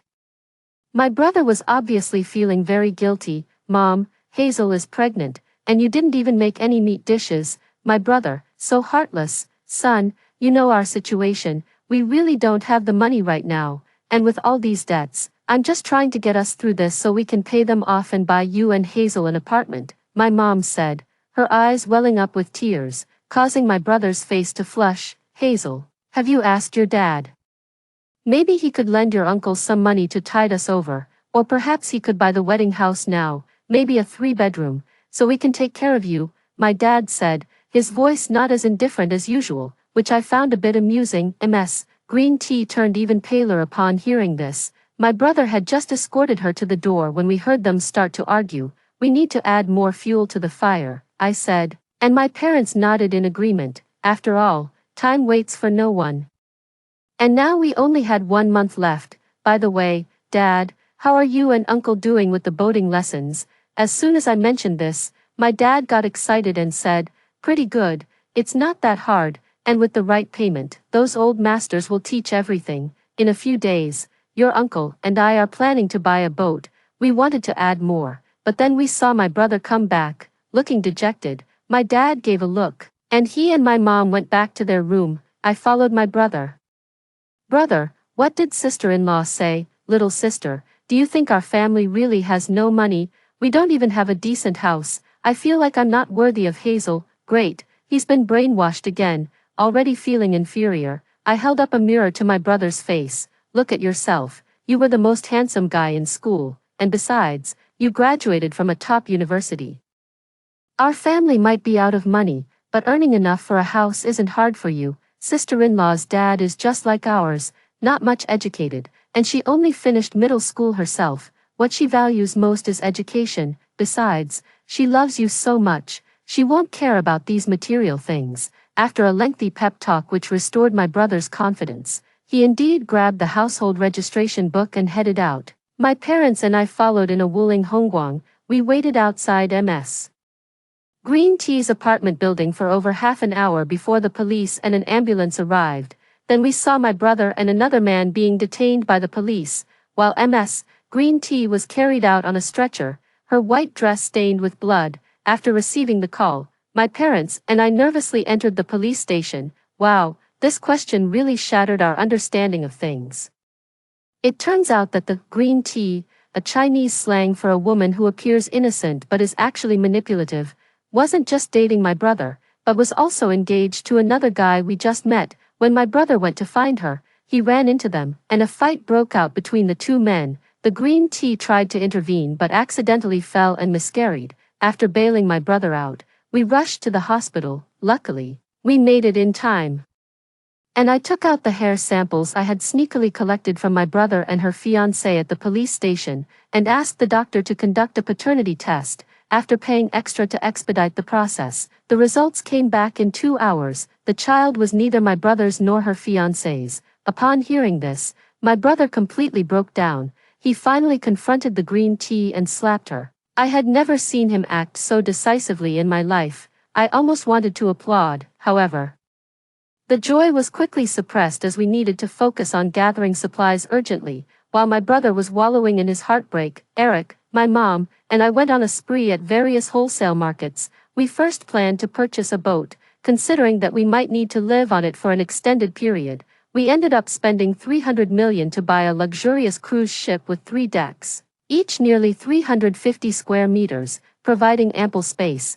After my dad and uncle had professionals inspect the ship, they began to modify it. They spent a lot of money to reinforce the hull and replaced all the windows with military-grade bulletproof glass, which was said to withstand even cannon fire. On a whim, I picked up a pebble nearby to test the glass. Be careful, Just as the stone rebounded towards my face, Eric rushed over and pulled me into his arms. The stone hit his shoulder instead. I was a bit dazed and didn't know what to say to ease the awkwardness. He quickly stepped back.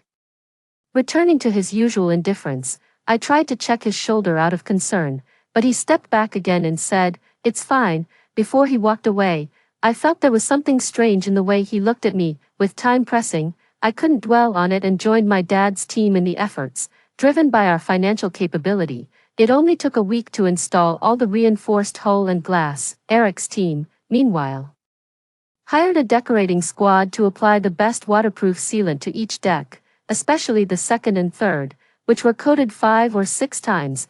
After clearing out unnecessary items from the cabins, we purchased a large quantity of fireproof and moisture-resistant asbestos mats to cover the floors, planning to use these 2 decks for storing supplies. The top deck was designated for living quarters, which were also lavishly furnished with high-end furniture, as my dad said. There's no point in saving money, so we aimed for the best in everything, which made a lot of sense to me. While my dad and his team rushed to complete the renovations, Eric and I began stocking up on food, while my mom and aunt prepared household items and medicines. Eric and I rented a small van and drove to the largest wholesale market. The manager was initially stunned when he saw the extensive list we handed him, but being a seasoned professional, he just smiled and agreed to help us. He did, however, gently remind us, "If you ask me, you young folks starting a supermarket shouldn't stock up so much all at once. It might be better to phase your inventory in batches." Eric and I exchanged a glance and calmly explained that we planned to donate the supplies to children in mountainous regions. Upon hearing this, the manager's expression changed, showing even more respect. We provided an address and requested delivery within 3 days, to which the manager readily agreed. The address was for a warehouse we had rented near the port to avoid drawing attention. Having experienced a past life, I knew that human nature could be greatly magnified in extreme times, and it was unpredictable what troubles could arise. Later, we went to the vegetable market and cleared out various stalls of fresh vegetables like potatoes and sweet potatoes that have a longer storage life. Our philosophy was to err on the side of surplus rather than shortage. My mom was also busy. She and aunt engaged in some revenge shopping, storming through malls to buy clothes for all seasons for everyone, down to duvets, bed sheets, underwear, and socks. They made sure to cover everything to avoid drawing too much attention, virtually sweeping through every mall in the city. Meanwhile, Eric and I visited other wholesale supermarkets to stock up on essentials like toilet paper, sanitary pads, towels, soap, facial cleanser, laundry detergent, and bath salts, and hauled everything back to the warehouse. We even rushed to the cosmetics counters to buy several large boxes of skincare products and sunscreen. "This is not the time to worry about looking good," Eric teased as he motioned for the salesperson to bring over a few more boxes. I kicked him playfully, and he just laughed, making me blush. "Wait for me a moment, I need to buy something," Eric said as we were about to head back. "What do you need?" "I'll come with you," I offered. "No, it's fine. I'll go by myself, you wait in the car," he replied, his cheeks slightly red. I hesitated for only a second before agreeing. I've never been able to guess what he's thinking, so I decided to just wait as he asked. 20 minutes later, Eric returned carrying 3 unmarked boxes. When it was time to unload, I tried to sneak a peek inside the boxes, but they had already disappeared, which I found odd. Just as I was about to ask, Eric quickly changed the subject. "The warehouse is almost bursting. We should start moving stuff onto the ship gradually." Looking at the warehouse crammed with supplies, I nodded in agreement. So later, my dad and 2 other men came over in the middle of the night to quietly transfer everything onto the cruise ship. Due to the need for discretion, it took them a whole week to move everything. During this time, we continued our frantic shopping spree. I went to an outdoor gear store and bought 10 sets of every possible tool we might need: binoculars, tents, flashlights, lighters, clothes, shoes, backpacks, and protective gear. Of course, the most critical issues were water and electricity. At sea, water wasn't much of a concern. After stocking up on plenty of purified water, we bought 10 high-end water purifiers and lots of spare parts that might be prone to breaking so we could handle repairs ourselves. For electricity, my dad had it figured out too. They planned to install solar panels. and considering the marine environment, Uncle arranged for a batch of durable, waterproof, high-tech solar panels. With the sunny weather, we were entirely self-sufficient. However, I still bought 10 diesel generators as backups, but Eric, still worried, somehow managed to order 5 high-tech devices that generate electricity by splitting seawater. Eric, this equipment of yours is pretty advanced, my dad commented. Clearly impressed, eventually, my mom and aunt, through their connections, managed to secure a variety of medications like cold remedies and anti-inflammatory drugs, filling up an entire room with these daily necessities. After a busy month, our 2-story cabin was nearly filled to the brim, with shelves as tall as the cabin itself efficiently using all available space. Later on, we continuously sourced nearly 5 tons of gasoline and diesel from various channels, stockpiling it as a reserve for the cruise ship. Once all preparations were complete, with only 2 weeks left before the zombie outbreak, we hurriedly transported all supplies to the ship. Only after everything was ready did we inform my brother. He looked at us in disbelief, as if he was about to call the mental hospital the next second. Mom, Dad, are you sure you're not dreaming? My dad glared at him irritably. Don't call me Dad anymore, you didn't inherit my intelligence. I didn't bother explaining either. I was busy preparing for a quick departure, checking the inventory with Eric. In their spare time, my dad and uncle also bought a lot of seeds, cabbage, potatoes, sweet potatoes, tomatoes, eggplants, and even a variety of fruit tree saplings, filling up a room. Who knows how long this will last? Food will eventually run out, but seeds are the real treasures, my dad said, proudly showing me their small vegetable garden on the ship's roof. I was genuinely impressed. Eventually, they also purchased fishing nets, hooks, and various other fishing tools, even equipping each of us with a set of farming tools, aiming for self-sufficiency. From now on, if we want to eat well, it's all on them, my dad and uncle boasted proudly. Inspired by them, I dragged Eric to buy a flock of rutting chickens that lay eggs, imagining a life of picking up eggs daily, to enhance our quality of life. With only a week left, Eric and I brought back loads of books, purchased many hard drives, and downloaded movies and educational materials that might be useful in the future. Meanwhile, my dad and uncle sat in front of a set of fine tea sets, savoring their tea. I found out that they had brought back a truckload of tobacco, alcohol, and tea leaves, even acquiring 2 exquisite tea sets. Suddenly, it felt like we were preparing for a vacation rather than fleeing a disaster. Once everything was settled, I finally had a moment to relax and, overwhelmed by exhaustion, fell asleep on a makeshift lounger, sleeping soundly. When I woke up, I found myself in Eric's bed, with him lying next to me. My face turned red, and I kicked him awake. What? You turn your back on me after sleeping? Eric opened his eyes, looking as if he was the wronged one. Why am I here? My throat was dry, slightly nervous. I carried you in. After a pause, he explained, I couldn't open your room, and I was tired too. I gritted my teeth. What do you mean couldn't open? It wasn't even locked. I stormed off, with Eric following closely. When we reached the deck, we found my dad and the others had already started a hot pot and were sipping red wine, all giving us meaningful smiles. My face flushed with embarrassment as Eric draped a jacket over my shoulders, then calmly walked over to the table to eat. My heart was in turmoil. Had the situation allowed, I would have run away. But the irresistible aroma of the hot pot made me stop in my tracks, betraying my resolve. We had planned to start our journey 5 days early. That morning, we discovered that my brother was missing. His phone was unreachable. Just as my mother was starting to panic, I received a photo from Green Tea.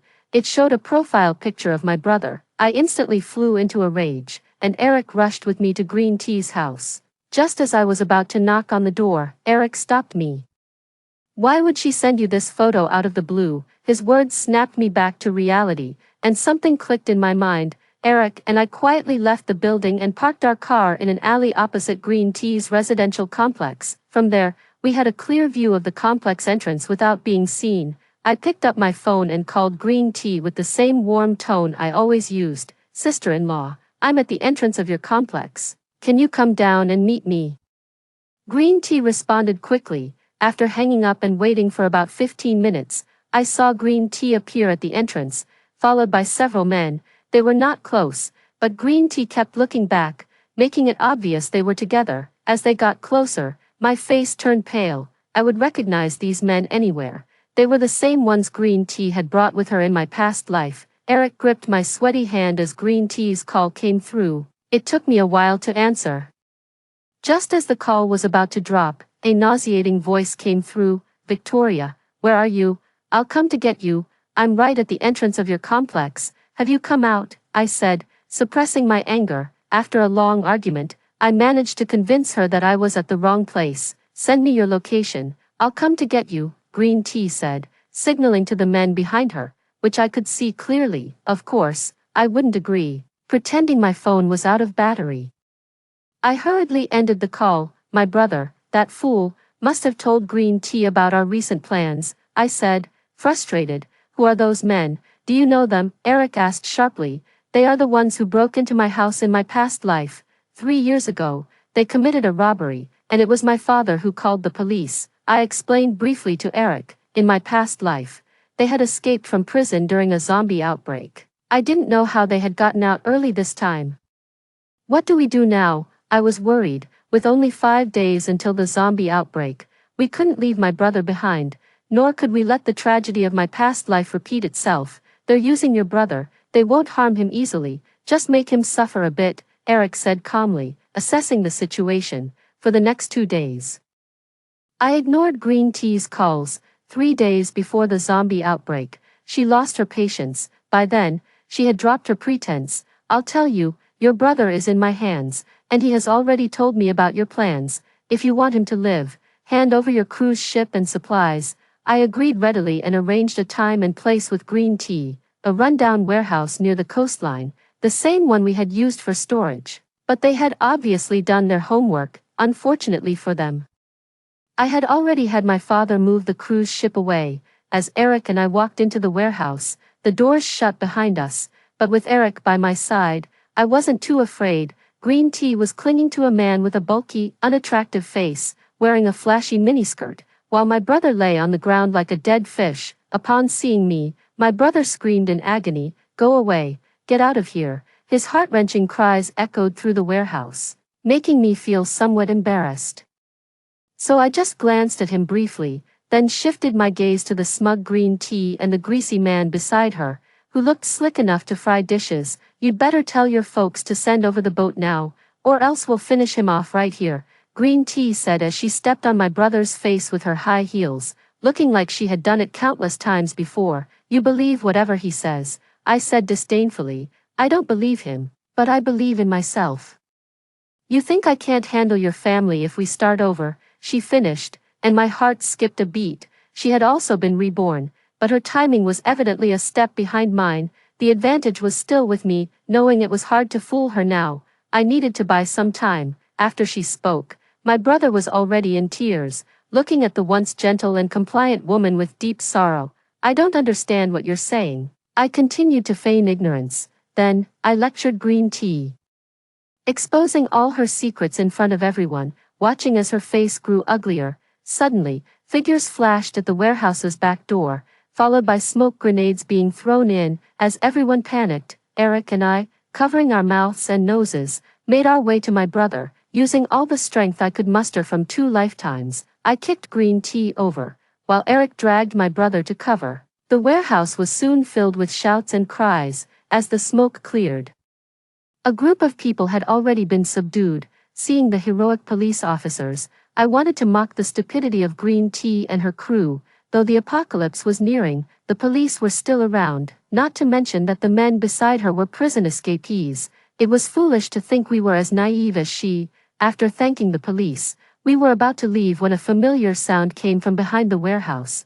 Roar. I felt a sense of dread, gripping Eric's hand tighter. Soon, 3 or 4 blood-covered figures entered, or rather, they could no longer be considered human, with only the whites of their eyes showing and their bodies twisted into horrifying shapes. Everyone was stunned. A policeman approached to check and was instantly surrounded by 3 or 4 zombies. Amidst the screams, the rest drew their guns and fired, but the bullets had no effect. "Shoot the head," I shouted. Those who reacted started aiming at the zombies' heads, but due to poor marksmanship, several policemen were still bitten. As the situation worsened, Eric and I, dragging my brother, escaped through a hidden side door. As we neared the coastline, Green Tea somehow caught up, crying and begging my brother to take her with him. With a hard kick, my brother sent her tumbling to her knees, tears streaming down her face like they cost nothing. My brother's expression grew more painful. "Little sister, she's just a girl," he began. But before he could finish, a zombie pounced. Green Tea stood up and hid behind my brother, and at the last moment, pushed him towards the zombie. I swung a metal rod at the zombie's head, splattering thick fluid all over my brother's face, which did nothing to hide the ugliness of his expression. Green Tea's face also turned sour, trying to reach for my brother, but this time he didn't even give her a glance. As I was waiting to see how it would unfold, another zombie approached me. By the time I reacted, Eric had already stepped in front of me and dealt with the zombie. "That's great, let's take it easy for now, okay?" He held me in his gaze, tender yet profoundly relieved. I nodded, unable to hold back my tears any longer, as they streamed down my face. "Everything's going to be all right now," he murmured with a comforting assurance that eased the storm inside me. "I'll go call Uncle and Aunt," I said as I dashed outside, knowing I looked a mess and couldn't let Eric see me like this. But in the next second, I found myself in someone's embrace, my heart racing as if it might leap out of my chest at any moment. Eric's stubble brushed against my neck as he whispered, "Victoria, I'm sorry, and thank you." Over the next 20 minutes, Eric slowly revealed that he had been secretly in love with me for 13 years. "So, it was you who liked me first," I said, a smug expression crossing my face despite it being streaked with tears and snot. "Why then did you flirt with other girls?" I remembered that summer a year ago, feeling somewhat indignant. He suddenly laughed. "That was a senior from my department. She liked Nora, and I was just helping to set them up." "Cousin Nora, that was a lot to take in. What about you two?" I had some guesses but still wanted to hear him say it. His expression turned serious. "I had planned to confess to you after your college entrance exams, but then I saw you confessing to another guy. I was so angry that I had my senior stage a scene to upset you. Little did I know, you heartless thing, you would end up going to a university in the north, and I didn't see you for 3 years. I thought you really didn't like me and never dared to reach out." I then remembered the graduation party where, during a game of truth or dare, they forced me to confess to our high school heartthrob. I was a bit drunk and thought I'd practice on him, agreeing without thinking it through. That game led us to miss out on so much time. I felt incredibly frustrated. After we opened up to each other, it felt like seeing the clear moon after the clouds parted. "Baby," Eric shamelessly called out in front of my parents, aunt, and uncle at the celebration dinner that night. Everyone wore knowing smiles, as if they had known all along, but it still made me incredibly embarrassed. After dinner, I couldn't wait to settle the score with Eric, but in the end, he pinned me against the cabin door, silencing all my unspoken words with his kisses. Watching him retrieve something from the suitcase he had brought back last time, I felt like prey eyed by a hungry wolf. We ended up spending a sleepless night. We gradually adjusted our attitudes and started living like idle fish at sea.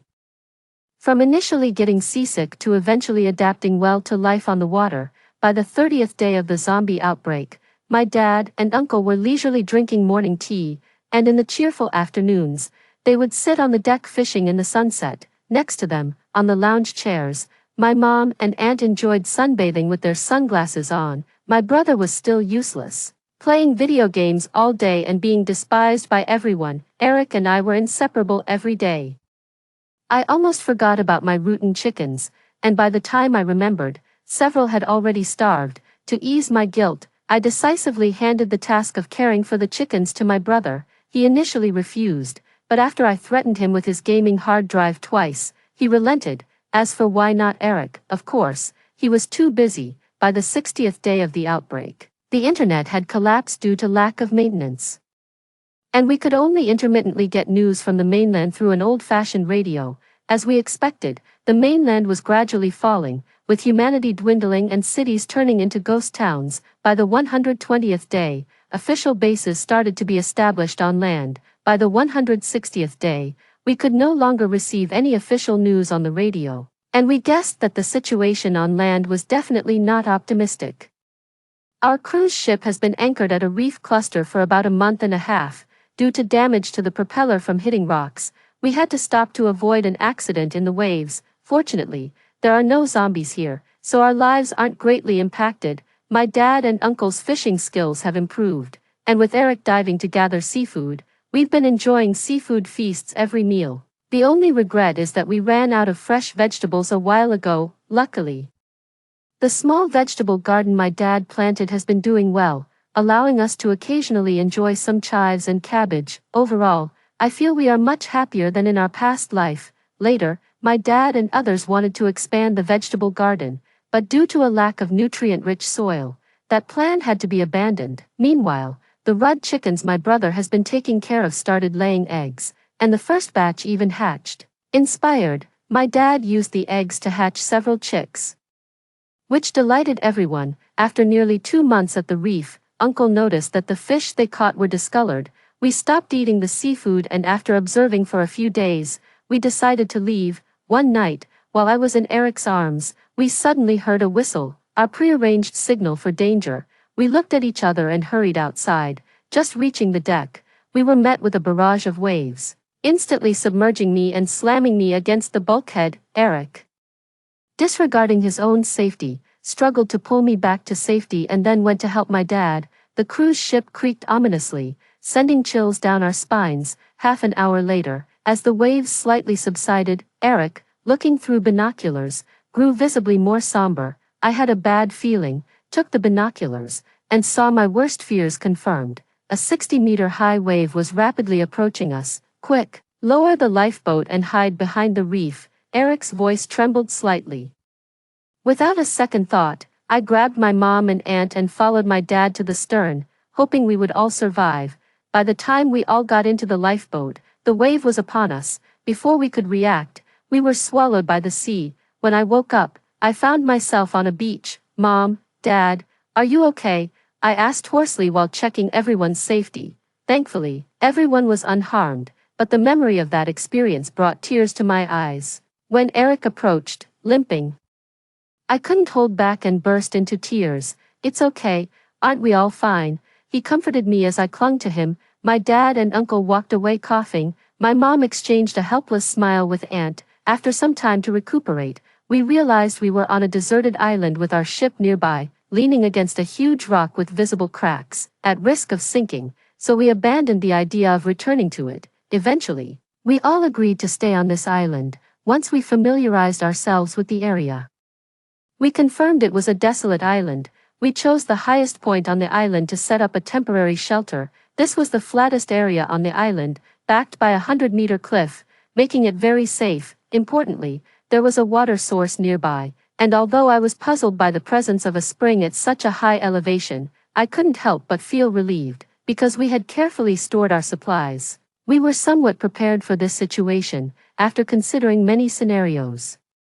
We came well prepared, so there was no need to worry about living a primitive life right from the start. After setting up several large tents, we didn't rest much and began moving our supplies like ants. Before the ship sank, we had to transfer all the supplies from the ship, since what we had used over half a year was only a small portion of our stockpile. This was a massive undertaking. Despite everyone being exhausted to the point of collapse, we couldn't afford to rest much.